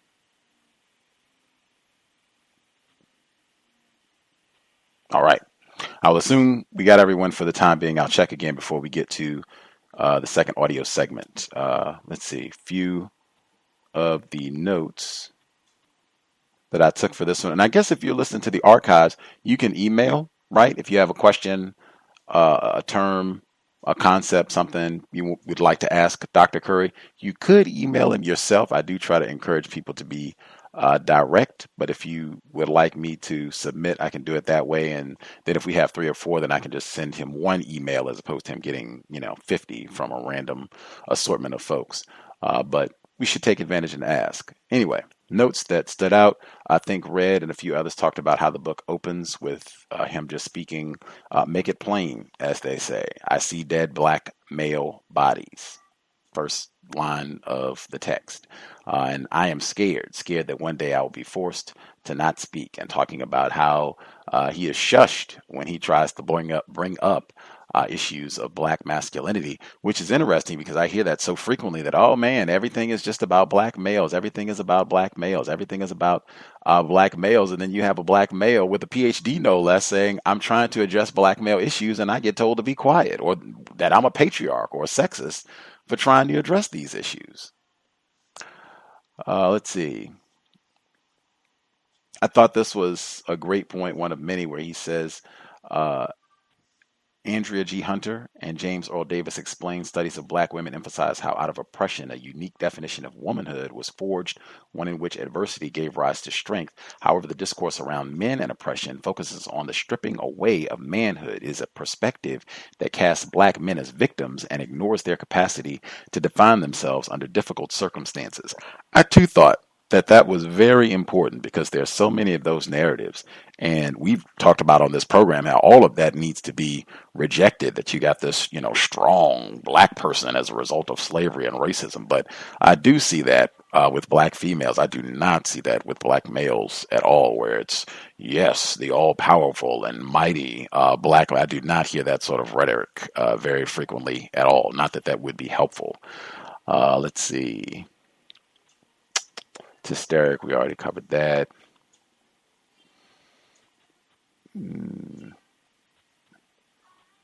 Next.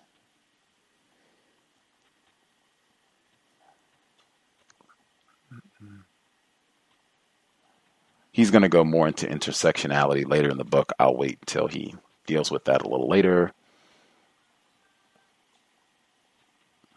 Let's see. I thought it was a great line where he says, far too often black males are projected into academic projects as the stereotypes individuals perceive them as, rather than how they actually exist in the world. I thought we had a lot of that in the previous book.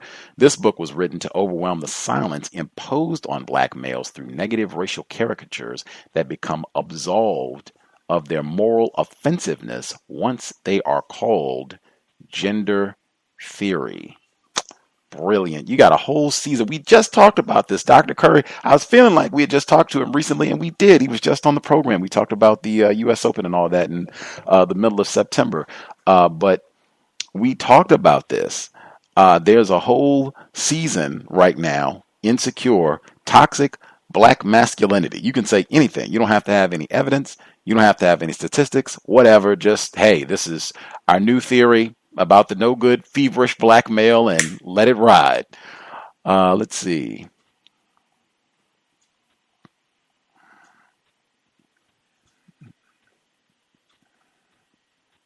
Another great line. He says, this book is concerned with the sociological, historical, and ontological weight of black manhood. It explores how the myth of the super predator is codified within the disciplinary proliferation of theories about black masculinity and makes it seemingly impossible to conceptualize the black male as a victim and disadvantage when compared with other groups. I think that is hugely important. Again, we're in an environment where there is legitimate scholarly talk about black male privilege and how it is wonderful. Even having people say that it's wonderful to be a black male because white women love black males. How is this love of black males articulated? Did white women show their love of Emmett Till, Lennon Lacey, James Byrd Jr.? Pick the black male. Did white women show their love for these individuals? Continuing.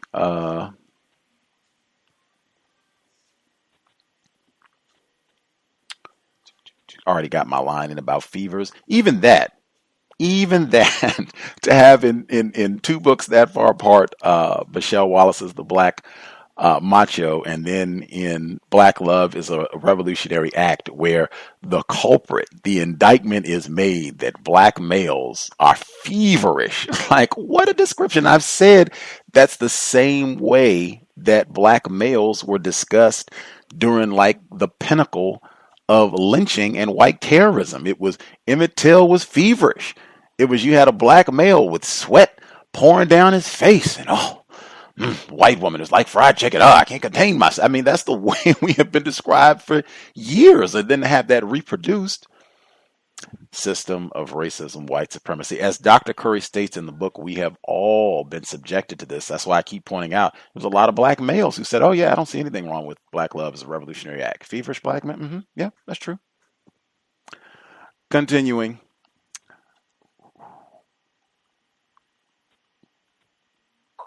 Next up, he says, this grounding of patriarchy in black male interest and his desire to be or be like the white male is suspicious. It suggests that while black men can articulate themselves as oppressed subjects to myriad structures and ideologies, from racism to classism, imperialism to colonization, and religion to atheism, gender remains unknown to them despite their role in history as subordinated men positioned outside the masculinity of ruling class whites in the United States. Very important, and particularly, Dr. Curry has talked about there being evidence, not just making it up or being in my feelings or just based on my individual experience, but there being lots of evidence that there have been lots of black males, even at the organizational level, not every time, but many, many times, lots of evidence that you could point to where black males have said, yeah, we are not interested in continuing this cycle of finding someone to mistreat anybody, male, female, that is trying to get this problem solved and work constructively. Let's get at it. And we heard some of that in Dr. Curry's work already. Mumia Abu-Jamal writes about how that was the case even in the Black Panther Party. Obviously not always, but quite frequently. You had a lot of black females in leadership, but Assata Shakur being one. Anywho, we read her book in the book club going back 2013, if memory is correct. 2015. I'll get in one more, and then I'll double check and see if other folks have commentary.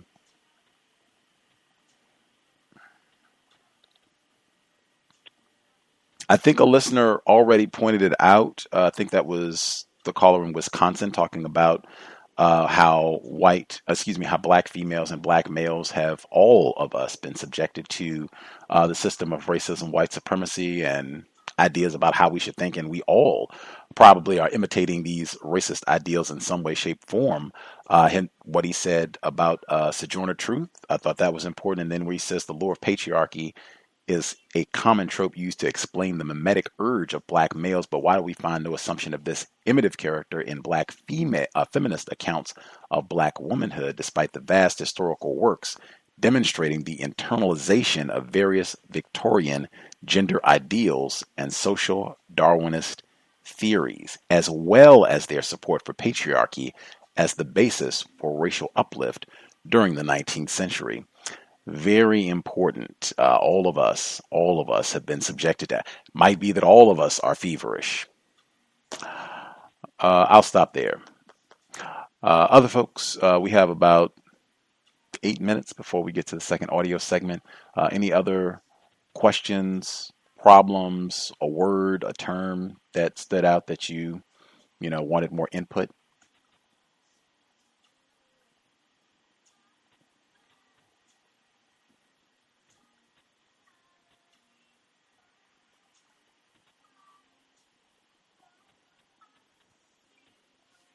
Folks satisfied? Greetings, can I be heard?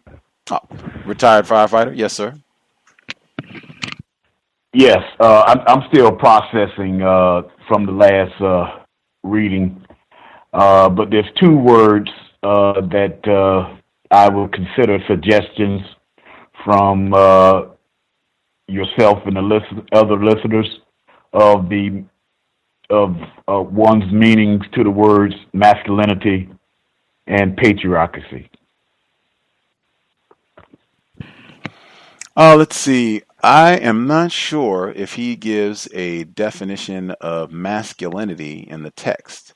I will check to see if he does give a definition of masculinity. I think for patriarchy, it just means male domination over females for patriarchy. I think he's pretty direct about it, unless I missed something. I think he's pretty direct about that one. Masculinity, I will check on. Anyone found definition for masculinity in the book, or a different definition for patriarchy used in the text?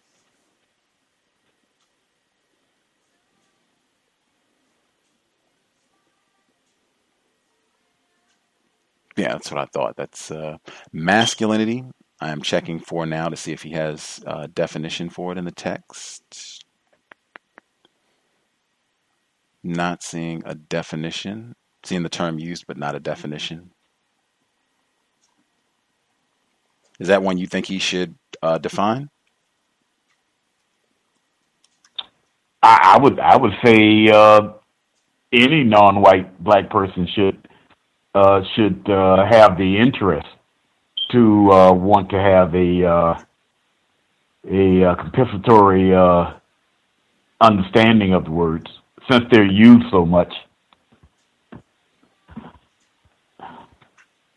Logical point. I would say, based on that meaning of that you gave with patriarch, that certainly doesn't apply to black males under the system of racism, white supremacy. That's for sure. I agree there. I think that major theme in Dr. Curry's book that he will come to again and again as we continue to read. But masculinity, patriarchy, that can be too. We can ask why he didn't include definitions for those terms, and or just definition, masculinity, patriarchy. Write those down. Which is probably going to be two words that are going to be talked about a lot in the text itself. I would assume. I could be wrong. Again, I think with patriarchy, he probably will say male domination of female. I generally don't hear a whole lot of confusion about that term in terms of folks not having a grasp of what that term means. And I generally don't hear a lot of different definitions for the term. I think pretty much every time. I can't even think of an exception where it's male the male domination of females, male power, male control over females. But masculinity we'll ask about. Did you have anything else? That was it?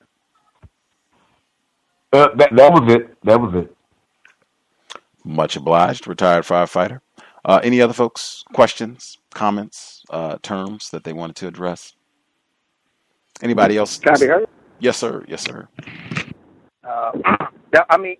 That's interesting with his definition or how he uses masculine, because he does use it a lot. And then I think, Gus, I think you're probably right with the patriarchy word. I think he just uses these as kind of like placeholders. I don't think he's labeling black males in patriarchy. I think he's arguing against using it because of the fact that, many other people misuse this term along with black males. So I think that patriarchy term that you find was correct, but he's just kind of arguing against black males in a patriarchal society. So that's all I have in mind. For sure. Any other thoughts? I thought it was important, his commentary about Sojourner Truth and showing some of the ways that she was a victim as well, in spite of all the work that she did to eradicate white supremacy. She, like the rest of us, victims of racism. Any other folks who had thought she believed black men were more brutal than white men, which, I mean, wow, now that shows confusion is lethal in the era that she lived, to believe that black men were more brutal than white men, and black women less intelligent than white women who ruled over them. System of racism. Have you heard? Yes, ma'am. Sorry for interrupting you, Gus. Were you finished? Oh, go ahead. Yes, fine. Okay. Thank you. No, I was just going to comment on that.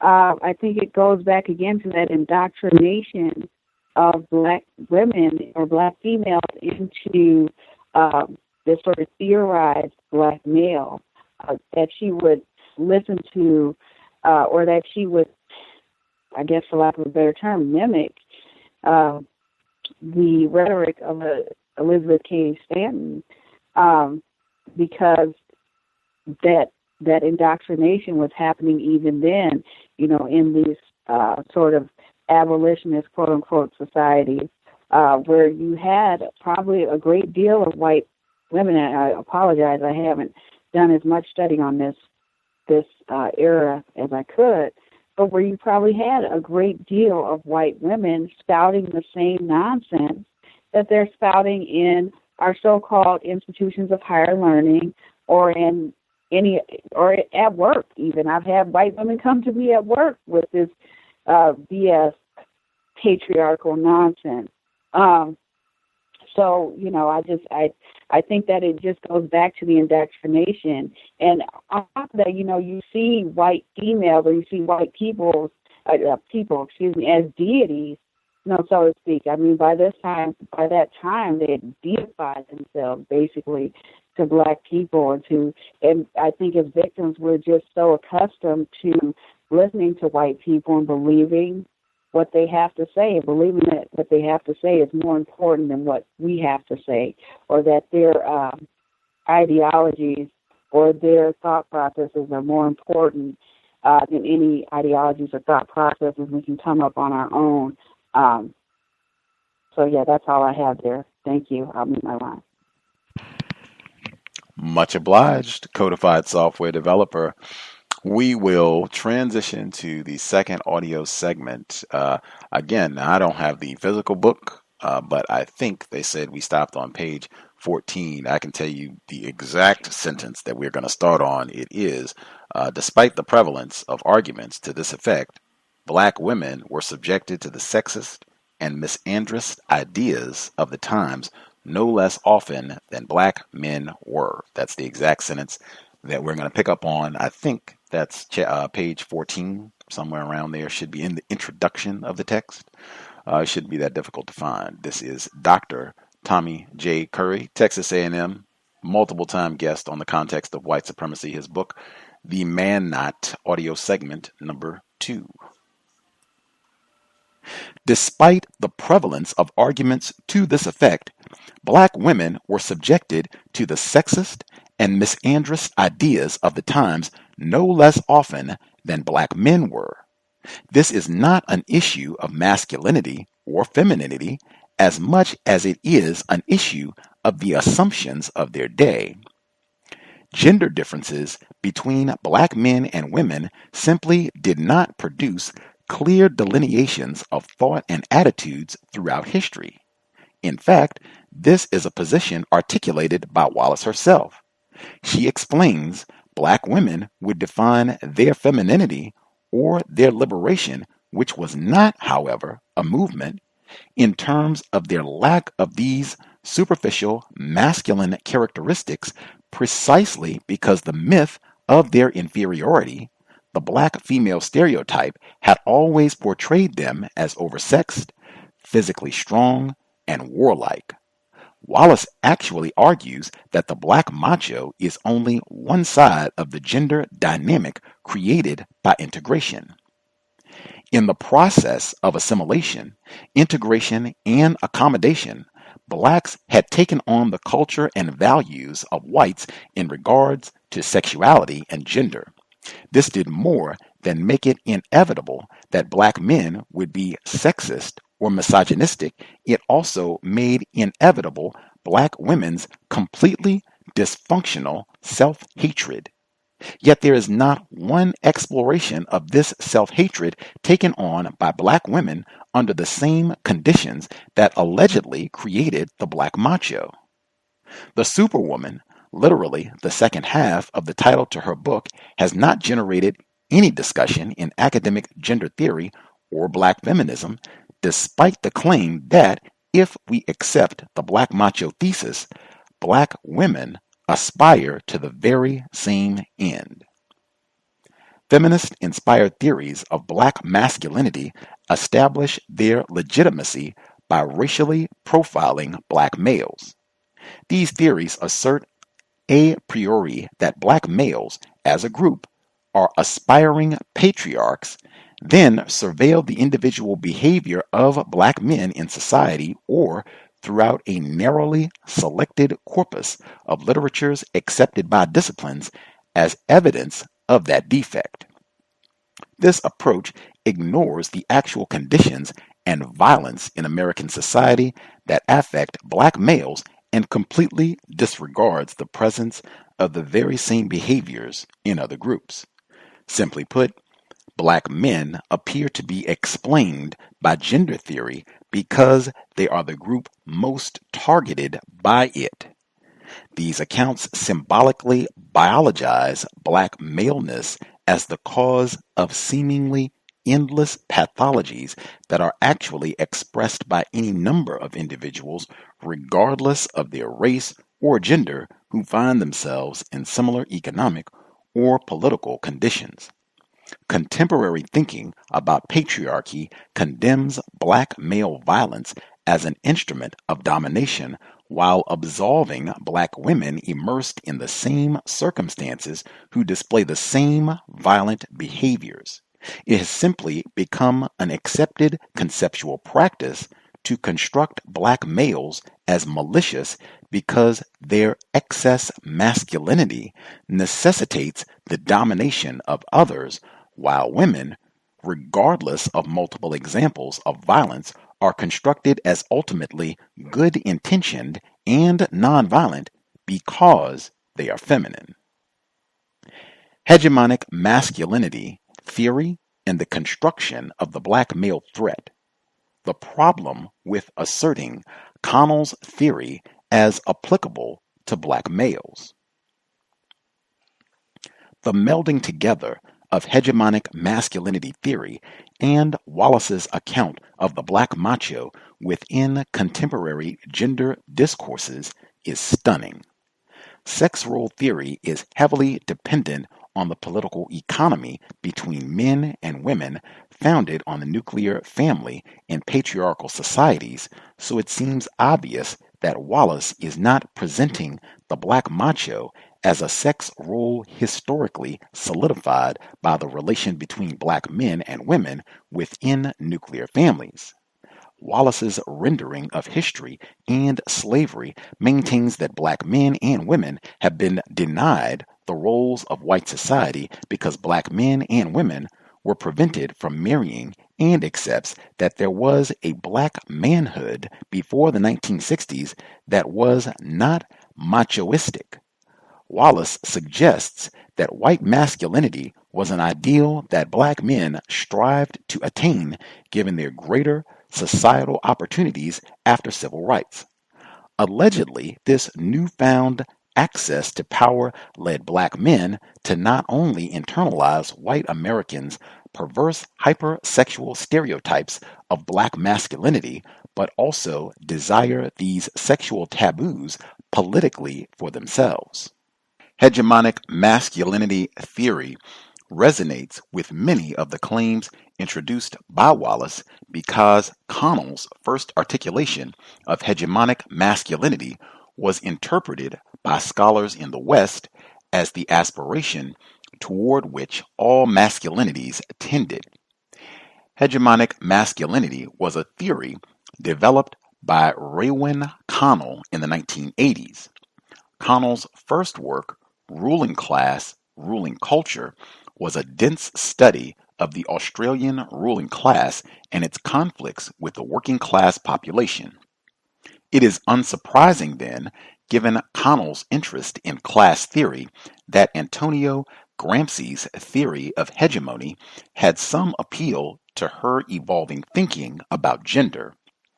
As originally introduced, Connell conceptualized hegemonic masculinity as a single structural fact, the global dominance of men over women. Hegemonic masculinity asserts itself as a heterosexual practice that seeks to dominate women and subordinated masculinities that challenge its definition, such as that of homosexuality. Connell does suggest that Western imperialism and colonialism fundamentally change the configuration of masculinity and femininity in relation to blacks, but this thesis is not fully explored in this earlier work or introduced as a reason that some racialized or impoverished men might not seek to emulate the hegemonic masculine ideal in a given society. Connell is very specific in her deployment of Gramsci's idea of hegemony in this regard. In the concept of hegemonic masculinity, hegemony means, as in Gramsci's analysis of class relations in Italy, from which the term is borrowed, a social ascendancy achieved in a play of social forces that extends beyond contests of brute power into the organization of private life and cultural processes. Ascendancy of one group of men over another achieved at the point of a gun or by the threat of unemployment is not hegemony. Ascendancy, which is embedded in religious doctrine and practice, mass media content, wage structures, the design of housing, welfare, taxation policies, and so forth, is. As a normative aspiration, hegemonic masculinity depends on socializing members of a given patriarchal society to an ideal form. Connell is very clear that the cultural ideal or ideals of masculinity need not correspond at all closely to the actual personalities of the majority of men. Indeed, the winning of hegemony often involves the creation of models of masculinity which are quite specifically fantasy figures. Because hegemonic masculinity is held at the ideological level, there is no need for it to conflict with the emphasized femininity of the society. In fact, they would complement each other. Connell's theory asserts that society is always in a state of play, dynamic, struggling, and meeting challenges against ideology with reification and new ideological rationalizations to support the desirability of the asserted hegemony. Institutions, individuals, and social forces are in constant interaction within the hegemonic masculine culture. There is no stasis or fixity in this account. Connell's subsequent work, Masculinities, begins with a historical and theoretical conscience that is not readily apparent in Gender and Power. From the outset, Connell is clear that some societies simply do not have the concept of masculinity, much less an ideology of hegemonic masculinity. It simply is not universal. Connell also recognizes that masculinity does not exist except in contrast with femininity. A culture which does not treat women and men as bearers of polarized character types, at least in principle, does not have a concept of masculinity in the sense of modern European American culture.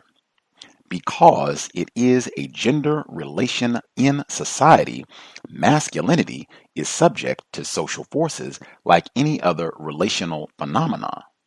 Connell outlines a three-tier model to understand the dynamics of masculinity.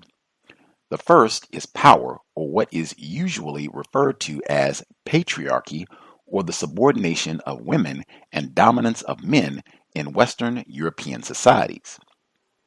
The second is labor, which includes not only wages, but also the gender division of wealth and work in these societies. Last but not least is cathesis, or sexual desire.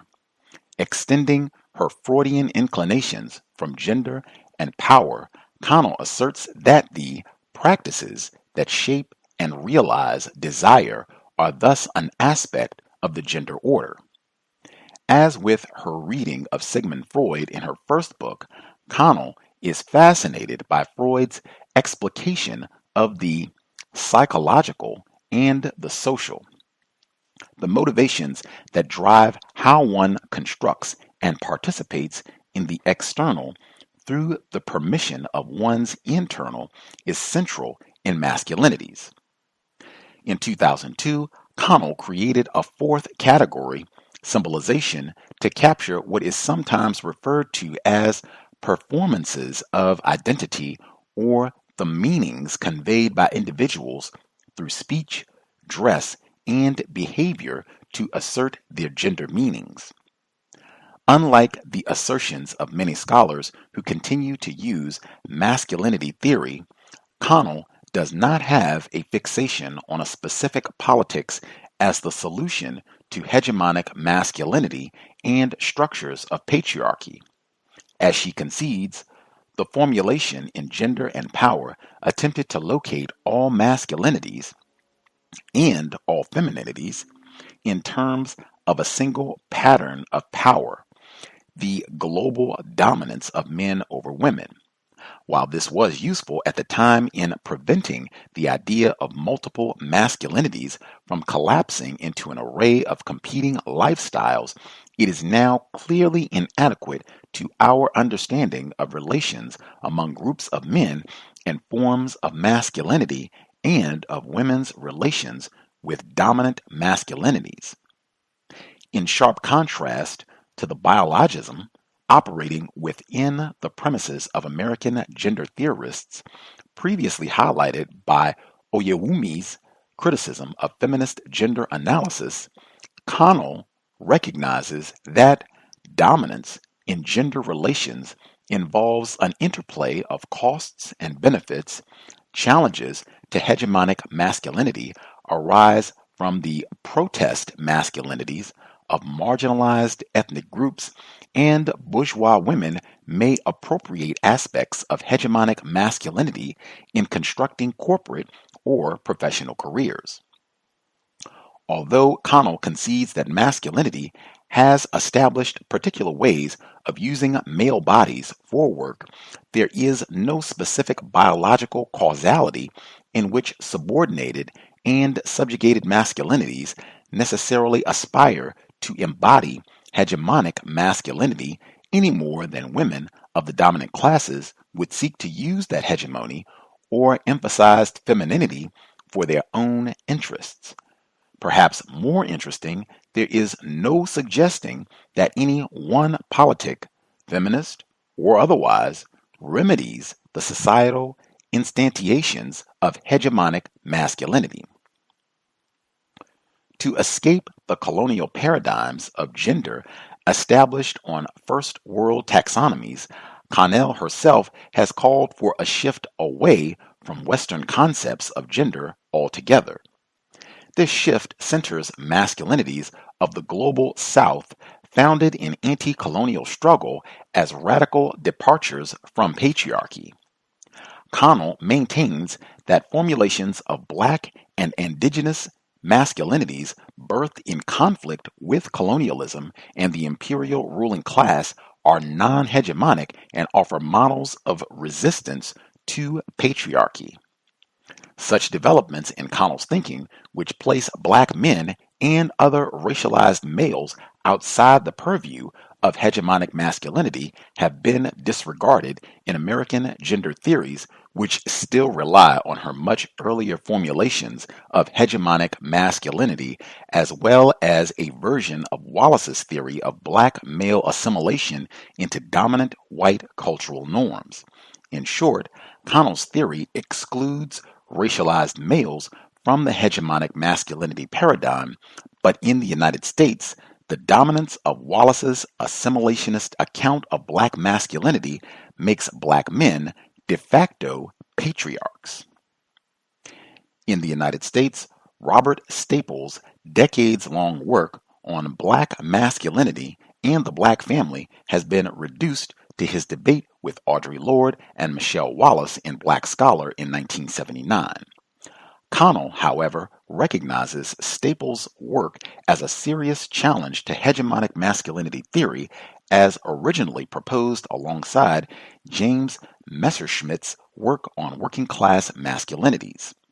Connell's use of hegemony is meant to explain how gender relations underscore the achievement of hegemonic masculinity largely through cultural ascendancy, discursive persuasion, encouraging all to consent to, coalesce around, and embody such unequal gender relations.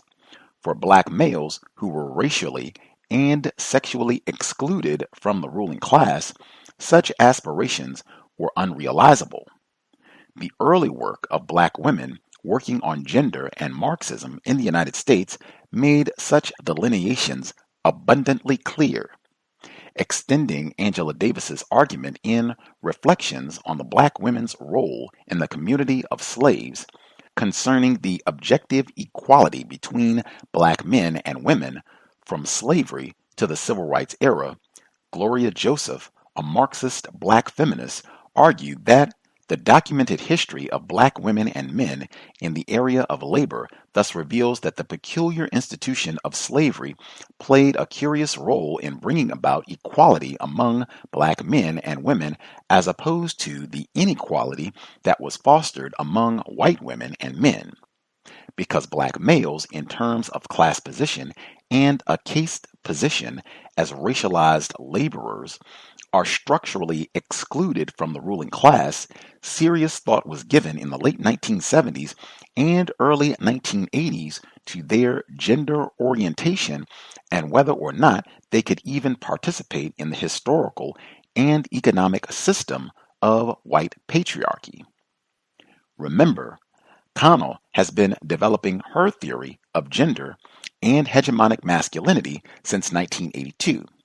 Her preliminary theories were based on her initial study of Australian high school boys from ruling class and working class families and the class aspirations reflected in the curriculum of these schools.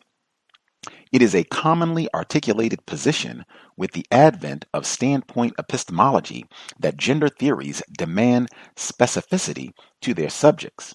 It is often assumed that works by Black women theorists entail some visceral, social, historical, cultural connection to Black women, for example. In the case of heterosexual black men, however, there is a belief that their intentions and motives can be adequately captured by generic theories of masculinity formulated on male children in colonial societies and upper-class settler culture.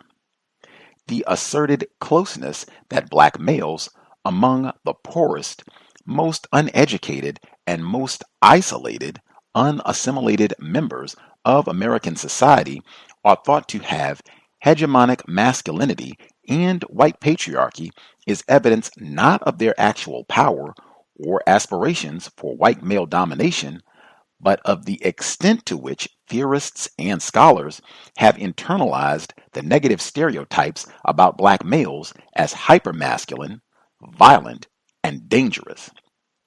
Instead of being specific inquiries into the attitudes, history, and destiny of black men, theories concerning black masculinity are merely an attempt to read black men into the legacy established by white masculinity and condemn their political or economic aspirations that do not share the political motifs of liberal black feminism as patriarchal.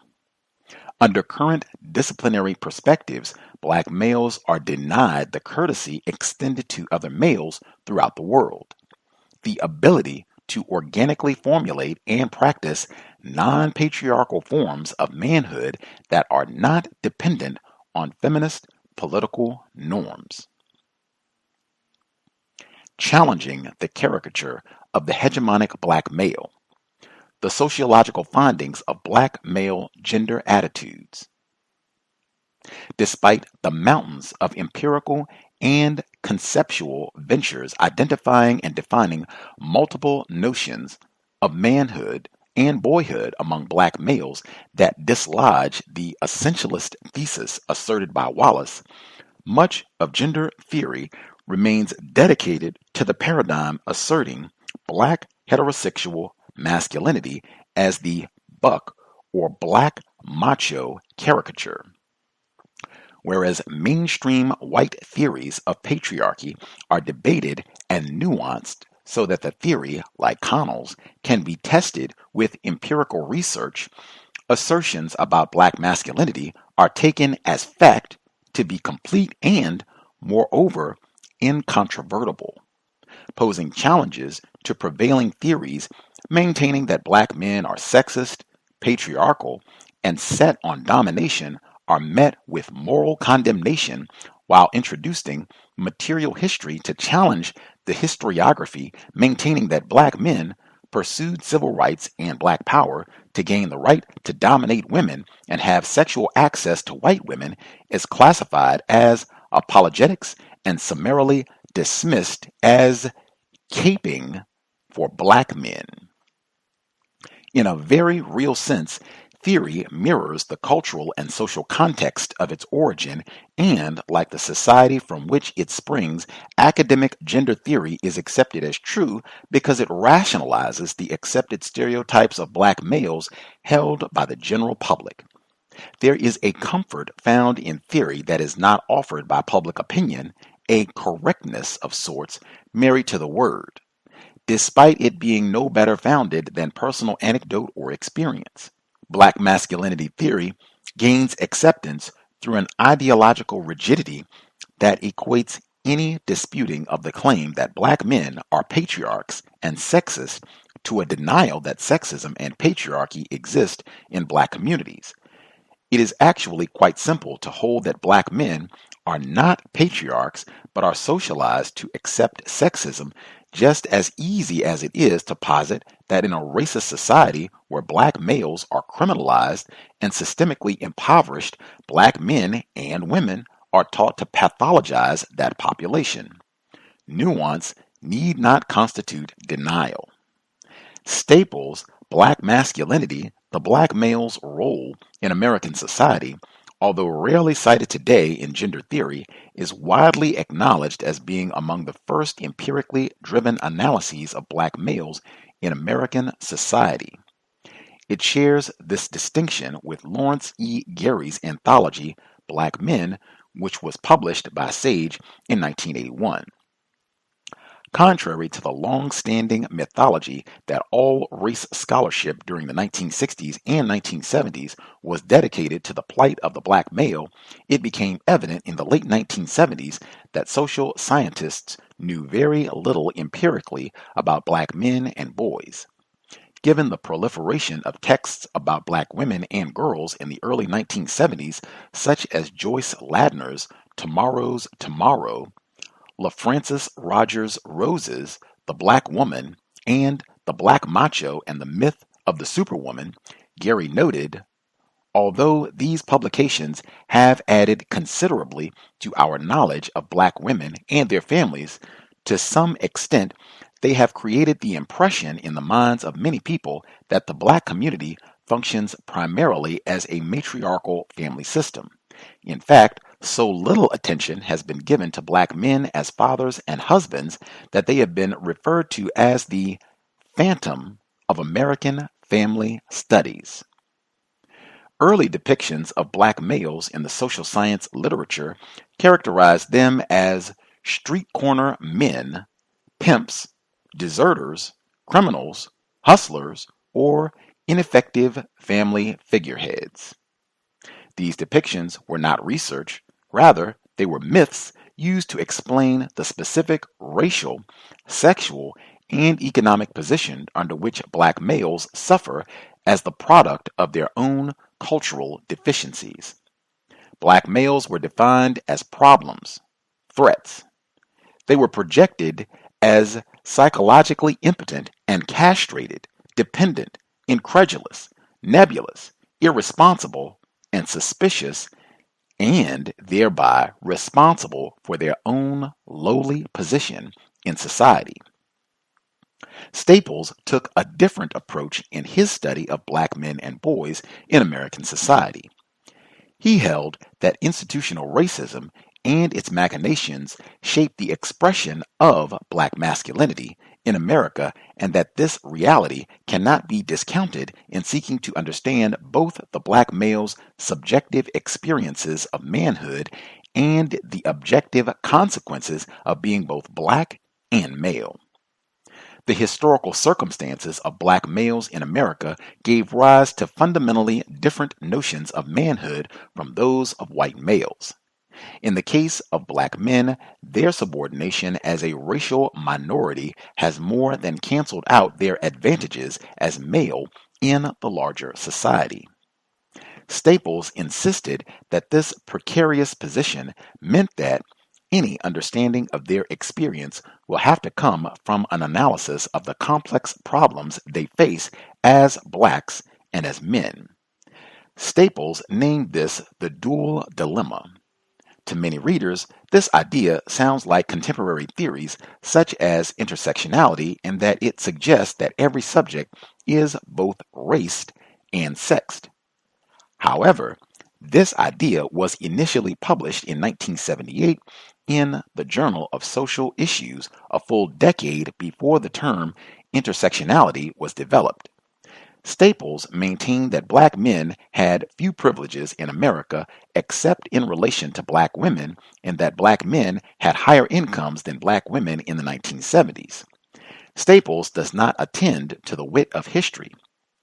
In an era that witnessed the burgeoning of black nationalism, with its attendant elevation of the black male to his rightful and historical role as the head of the black family and community, it was women, mostly white women, who gained political and economic ascendancy from the civil rights movement. Staples maintains that the economic and political isolation of black men and boys gave them more egalitarian views of sex. It is generally conceded that black men do not have the power to enact patriarchy to the extent that white men do. But this structural limitation is rarely connected to or thought of as a reason that black men would formulate altogether different notions of manhood that resist gender hierarchies not only in the home but also in the larger society. Black men are by far the most liberal sex-race grouping in America. They start dating earlier, have the most liberal sexual attitudes, and are most inclined to have non-marital sex without commitment.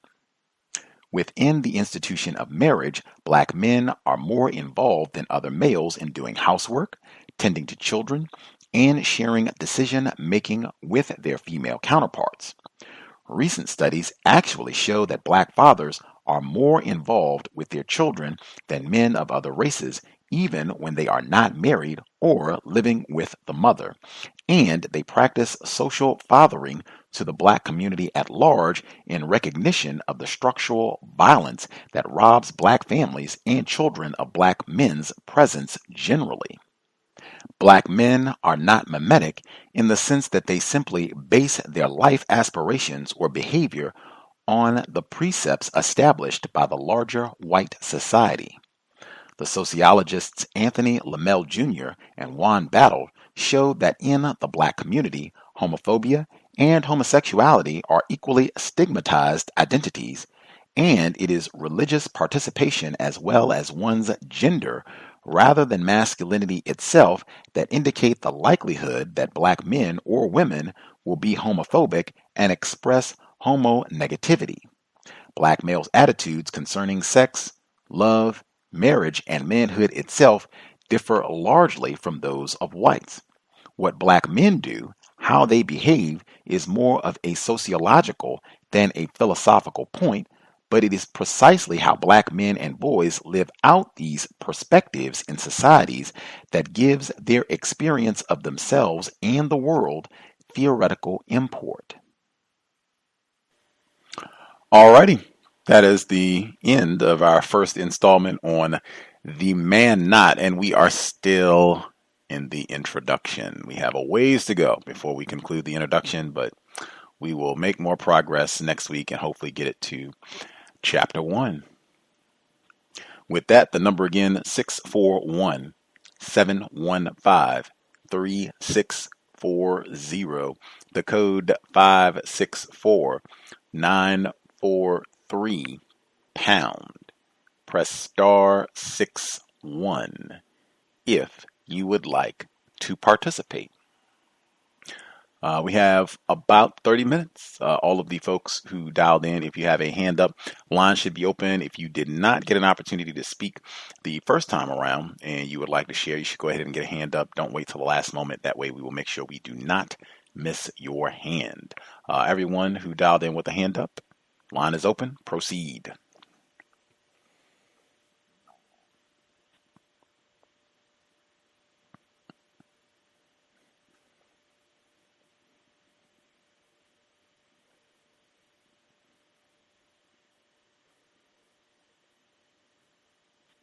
Folks that are with us lollygagging, nothing stood out from second segment, or folks biding their time? I would say the term masculinity in the second half came up a lot, and it kind of is helping me formulate a meaning, a clear meaning. It's not like I first time ever hearing the word, anything like that, but it's giving me a clearer meaning to the word. Right now, I'm just thinking in my mind traditional male behavior, but it also could be practiced by someone other than a male. As far from my observations, I'm talking about the word masculinity.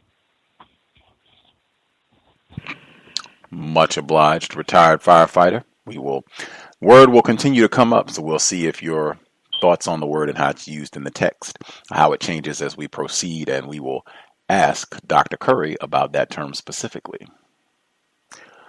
Let's see. We did not hear from Emmy first time around. Emmy, if you have commentary, wonderful to hear from you. Greetings, everyone. Can I be heard? Yes, ma'am. Unfortunately, I'm having difficulty getting the ebook. For some reason, it wasn't downloading, so I actually can't quote anything directly. I'll make sure to rectify that problem in the future. But so I'll just have to share my commentary, kind of like big picture, big idea, big themes that I took away. In the first narration, the first part of today's reading. I thought that it was extremely interesting, and I don't want to forget it because I was so busy trying to download the thing. Let me skip to the second part, and then maybe the first part will come. So, this is one of the things, this is why part of the reason I don't watch television. I don't like television, but I also think that it completely obscures reality. I mean, I feel there's enough evidence to suggest that it's intended to. And so by constantly consuming television specifically, but really just media in general, you don't see those positive images of Black males or males classified as Black, whatever. But it's very interesting when you kind of stop watching television or stop participating in those types of things where you're consuming what most people are consuming and begin to pay attention only to what is like real and tangible in your face. And in my experience, the data that was presented in the second part of the reading is very reflective of my experience of Black males. That, I would love to see the studies, even just to know how they were able to conduct the study, like was it self-reporting or whatever. But all of that aside, the Black males that I know that are close to me and my family, they are supportive in the household. They are very close to children, or like to the children, and are very nurturing. And the more I, build upon those relationships, these kinds of things get highlighted so much more. And I can even tell my own conditioning, because I myself could be a little surprised when I first began to see it, especially expression of emotion or sensitive emotion or being sensitive or vulnerability and all of these things.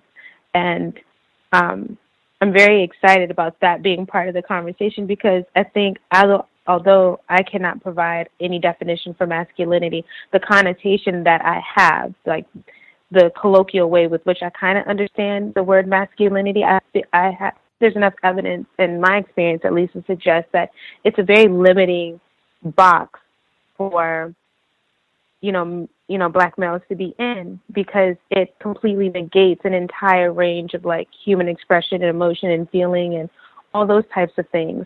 And I really do want to look at the data, because I think that that's true. Like, even the Black males that I've met that maybe perhaps were unable to be provident for their children or their families or whatever in the way that they might have wanted to, or like the female partner might have wanted, really love their children, deeply love their children, love to be around their children and spend time with their children. And that's not to say I haven't met some that, don't, but overwhelmingly, I meet Black men who are very proud that they have children, love, like I said, everything I just said. And you don't see that on television whatsoever. And I guess depending if you are on social media and like what pages and stuff you follow, you might see some of those positive images, but that seems very limiting. But I mean, in real life, that is my experience. And so I'm very excited that that's like in the text already from the very beginning. And if the first part comes to me, I'll just try to chime back in. I don't want to ramble. So thank you all for listening. Much obliged, Emmy. I think that did come up in Black Love as a revolutionary act. In fact, I remember it explicitly, where it was mentioned it was a Black female included an anecdote where she said she would watch television and see a Black male feverish with a white woman on TV, and then she would go outside and see an authentic Black male who was not with a white woman, at least at the time, and she'd be so angry with him, and he hadn't said anything, hadn't done anything, wasn't doing anything incorrect, and just from what she saw on television, which, I mean, reading would be more important than watching television. Others with a hand up. Yes, ma'am. Emmy, sorry, I heard both of you. I did remember. She can go if she wants. All right. Thank you. I really do appreciate it, only because I had to fight to hold on to that thought. So I'm going to just get it out really, really quick. The big theme takeaway point from the first part of the reading that, I think it was like mind blown, but a reminder. Like, I'd heard about it before, but to be reminded of it is really, really important. That and I'm paraphrasing, so it might be completely like stated in a way incorrectly, but this is how I internalized it, that white males or men had to create like nigger masculinity, so to speak, in order to have white male masculinity. And so I feel that, you know, I've heard this concept when it comes to pretty much like I'm the real thing because they're not. All that savagery type stuff that they're doing, the way they dress, the way they eat, the way they have sex, the way they like, I'll just be the complete opposite and then say that what they're doing is not what I am. I'm the real thing. And so that's kind of, I thought that was just fascinating because that makes so much sense. And then the thing is, the thing that you keep saying that you're not talking about white people is the very same thing that they are, that they keep trying to say that the black male is. Really, it's the white male who is the rapist and the pedophile. And I'd even go so far as to say the homosexual. Even now, when you look around, when people think homosexual male, they a lot of times think black male, when really it's the white male who's the homosexual. And so it's that kind of, I hope I made some sense, but that I'll try to get better at stating that. But that I took that away, and it was profound for me. Thank you for allowing me to share. Glad your thought came back to you. I hate it when that happens. Let's see. The male who yielded the floor. Thank you kindly. Can I be heard? Yes, sir. All right. On page 21, the statement, recent studies actually show that black fathers are more involved with their children than men of other race, even when they're not married or living with the mother. And they practice social fathering to the black community at large in recognition of the structural violence that robs black family and children of black men's presence generally. Now, despite the fact that, you know, this sentence or has the term black community, I think I'm getting at what Dr. Curry is saying. But to the last caller, Emmy's point, these statistics, I'm looking at the notes from it, and these statistics come from a periodical, the National Health Statistics Report, which is titled Fathers' Involvement with Their Children in the United States. And then there's another periodical, Journal of Black Studies. I wanted to return the favor, the experience and perspectives of black social fathers. And so just like what Emmy said, you know, I don't know any black males who basically said, okay, I just don't want to be a father. You know, it's basically, you know, we get the image of, you know, we're shirking our responsibilities as being, you know, fathers or attempted fathers if you're looking at the through the system of white supremacy. But I just don't know any black males who just decide I just don't want to be a father, because in most of our cases, most of the children who don't have fathers in their home is either the father is dead or in jail. So that's why we don't have fathers, because they're incarcerating us and they're killing us. So this myth of we're not, you know, we don't want to be fathers is, you know, is just, you know, like I said, and I appreciate this bringing Dr. Kerr bringing these reports out as well. So that's all I have on my line. Dense reference section with this book. Others that we've not heard from?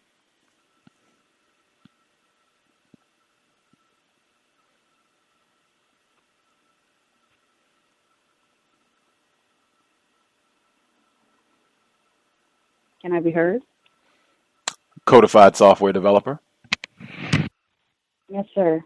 I really appreciated Emmy's commentary. I was about to say the same thing, that regardless of the images of black males that were shown on a daily, consistent basis, those images do not match the black males that I know personally. So I appreciated her commentary on that.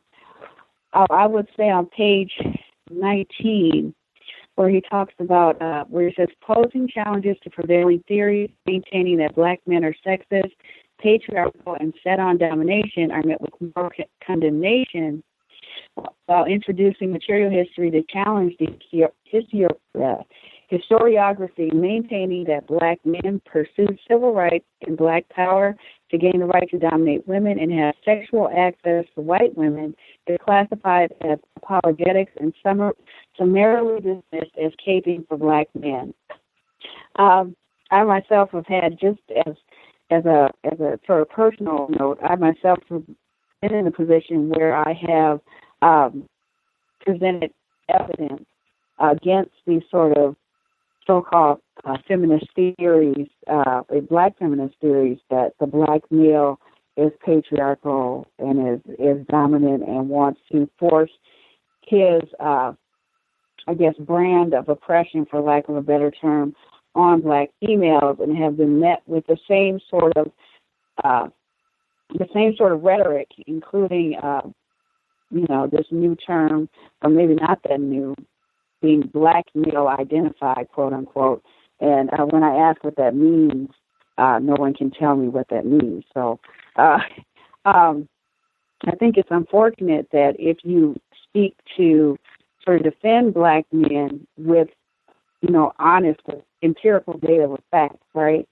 When you speak to defend black men, that you are just dismissed as being sort of an apologist for black men, or being quote unquote black male identified. I have no idea what that means, and I don't really understand what would be so wrong about that. But that's all I have. Thanks so much. I'll move my line. Wow, terms are important. There's a term white identified, identifying a major product of the system of white supremacy. And now you have the term black male identified, as though there are just hordes of individuals out there who love black brothers and identify with their perspective and cape for them and make sure that they're safe and taken care of on a daily basis. Yes. Others that we've not heard from at all.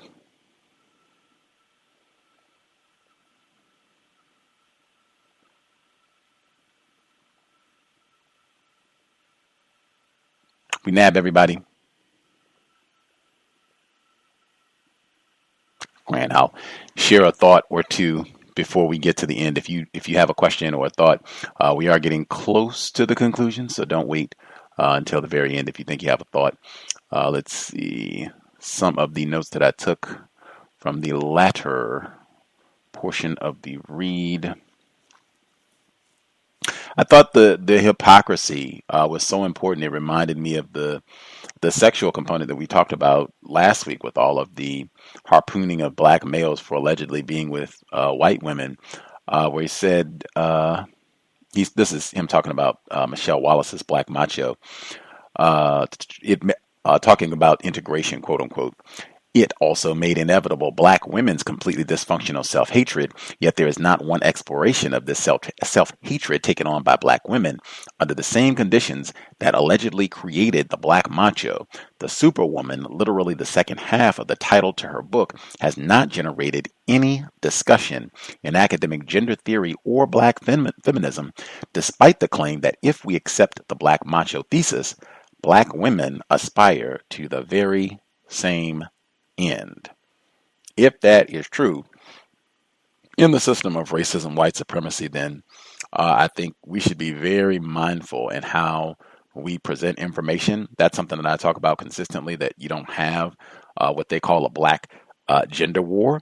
You just have anti-blackness, period. And really, in the system of racism, white supremacy, non-white people do not get along, period. Worldwide, it's not just black people. All of the victims of racism, white supremacy, do not have constructive relations. It's not just male, female, black males and other black males are in conflict. Black females and black females are in conflict. Just really, I think, be mindful anytime that an argument gets presented in a very one-sided manner, as though it's just one group that has this affliction, and it's not all of the victims of racism, white supremacy, who are participating in something. Be very leery when that sort of thing happens. Let's see. And even back to go earlier in the same page, where he says, gender differences between black men and women simply did not produce clear delineations of thought and attitudes throughout history.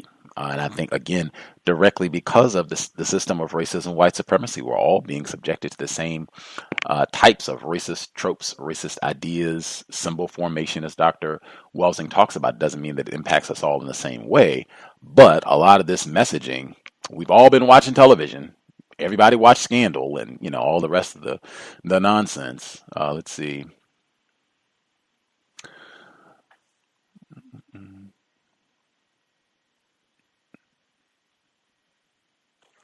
Let's see. Oh, I thought this was a great one too.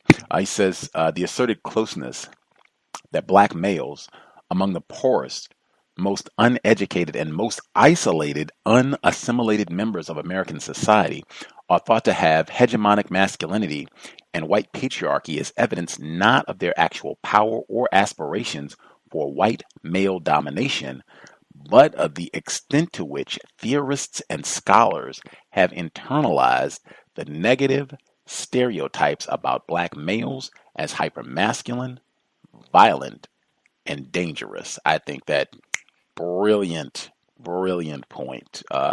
Not having any evidence, it's so easy to fall back into talking about black people in general. We're talking about black males specifically with this text. Everything about the system of white supremacy, the inertia is to fall back into that trope regardless. That's why I said with Andrew Gillum, same thing. Matter of fact, when they did the Florida gubernatorial debate, when Ron DeSantis suspected racist, he started talking about crime. He spent a lot. He kept going back that there's so much crime. Mr. Gillum's the mayor of Tallahassee. It's overrun with crime. They've got murders every day. Violence. Connection. Black male, violence. Uncontrollable beasts. You're monkeying around. All the same stereotypes about black males. That's just the default of what it's supposed to be. And apparently you can be very successful with that, even if you're writing scholarly books and maligning black males. Just fall back on the reliable rapists, beasts, patriarchs. They're just out to get us all, and they need to be controlled, beaten, maybe. Let's see.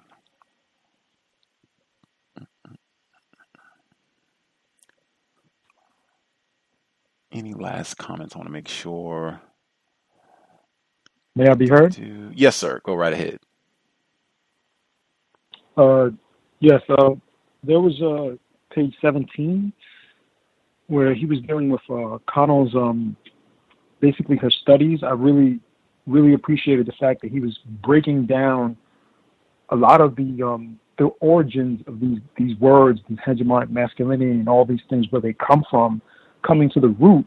And it begs the question, and I put it on the table for anybody too, is doesn't this mean essentially that either there are one or two things that occurred, which is the other professors and other people who are in depth in this field either didn't read this or didn't do significant research on this study that he has obviously been able to come across and pick up, or they completely ignored it in order to consistently keep the ongoing perception and image of the black male as being hegemonic. And this on the page 17 at the bottom, she writes, such developments in Connell's thinking, which place black men and other racialized males outside the purview of hegemonic masculinity, have been disregarded in American gender theories, which still rely on her much earlier formulations of hegemonic masculinity, as well as a version of Wallace's theory of black male assimilation into dominant white culture norms. To me, it just seems like in the West, they've just literally they grabbed her first work and ran with that and didn't really give any other privilege or any energy towards her further work as she studied more. And this kind of Dr. Amos Wilson's book, Black on Black Violence, where he deals with why it's important for the image of the black male to be viewed as violent for not only for the economic, well, mainly for the economic means, but also as a means to keep the black male suppressed and down in society. And this is correlating exactly with what he's saying. There's so much, again, even with with Dr. Kresslin's work as well, like it's all crossing at some points where all these theories are coming together and they're making absolute sense based on reading some of the work right here. But I do put that on the table. Like, do mostly, as well as yourself, because do you think like I think personally they've obviously just left that out on purpose. But what about the black feminists that claim that they are extensively knowledgeable in this field, and it doesn't seem like they've even read the origins of these words? And that being said, I'll mute my line. Much obliged. Appreciate the question. My quick view, it's hard to say, obviously. I certainly think with regards to whites, it would not surprise me. In fact, I'd be willing to venture that many of them are aware of Connell's work and her revisions, updates. A lot of whites in the academic world, they brag about being scholarly and, being up to date on the latest publications and what have you. So I'm sure a number of them are aware, but they're just practicing racism and deliberately ignoring the updates to this work. In terms of non-white people or feminists, that could be the case as well, where some of them know. I also think in a system of white supremacy, I think Dr. Curry talks about this, that it is easy. If you want to be in racist dominated academic institutions, it is very, very easy. If you want to go along to get along, as they say, bash on black people, black males specifically, be about feminism and these no good black male identified, whatever it is, all to be about that toxic black masculinity. If you want to research about that, if you want to write about that, if you want to talk about that, you can do fine. It would not surprise me if you have a number of non-whites who are into gender studies or whatever that is, who don't question, just, hey, this is my interest. It's there. I'm being encouraged to pursue this, and I'm not being maligned and attacked and what have you. I'll just go along and do this, and I can do well and get my interests published. You see what happens. Dr. Curry has talked about repeatedly, when you try to go the opposite way and push against that, it can be trouble for you. Might not have tenure for you. So racists, they have a way of making you go along to support their system, their objective, if that answers the question. The other folks want to respond to that question or have a final thought before we get ready to wrap up? Can I be heard? Yes, ma'am. I double majored in gender, sexuality, and women's studies. And I mean, I'm still confused now, and I was way more confused then. I think part of the problem is when you're educated by or indoctrinated by suspected racist white supremacists who have their own agenda for what it is that they're teaching, very eager, passionate, young people who are taking these social sciences. And they have their own agenda that they're pushing. And so, yes, that's the short of it. And then I think outside of the institution of academia, I think part of what makes having this conversation so difficult, I don't know about specifically like why no one picked up this person's work. I mean, there's so much written all the time. I don't know. But in terms of being able to converse about this topic, I think part of it is not having the language to do so, like the everyday language. That's one of the things that I learn all the time, that sometimes the concept is not that it's so far out of the reach of a person, but if you don't have the right words to express it, it becomes very difficult to have that conversation or to move the conversation forward or to even think in that way because you don't have the words to frame what you're trying to think. I hope I answered your question in some type of way, at least from my very limited perspective. One thing I just wanted to mention also in this session is I think it's just so important to always remember that, at least for me, that prior to the establishment of the system of racism, white supremacy, non-white people were doing us all around the world however we were doing it. And sometimes I think because we just don't have that memory, like we just don't have the record and we don't have the memory, that we feel very confined to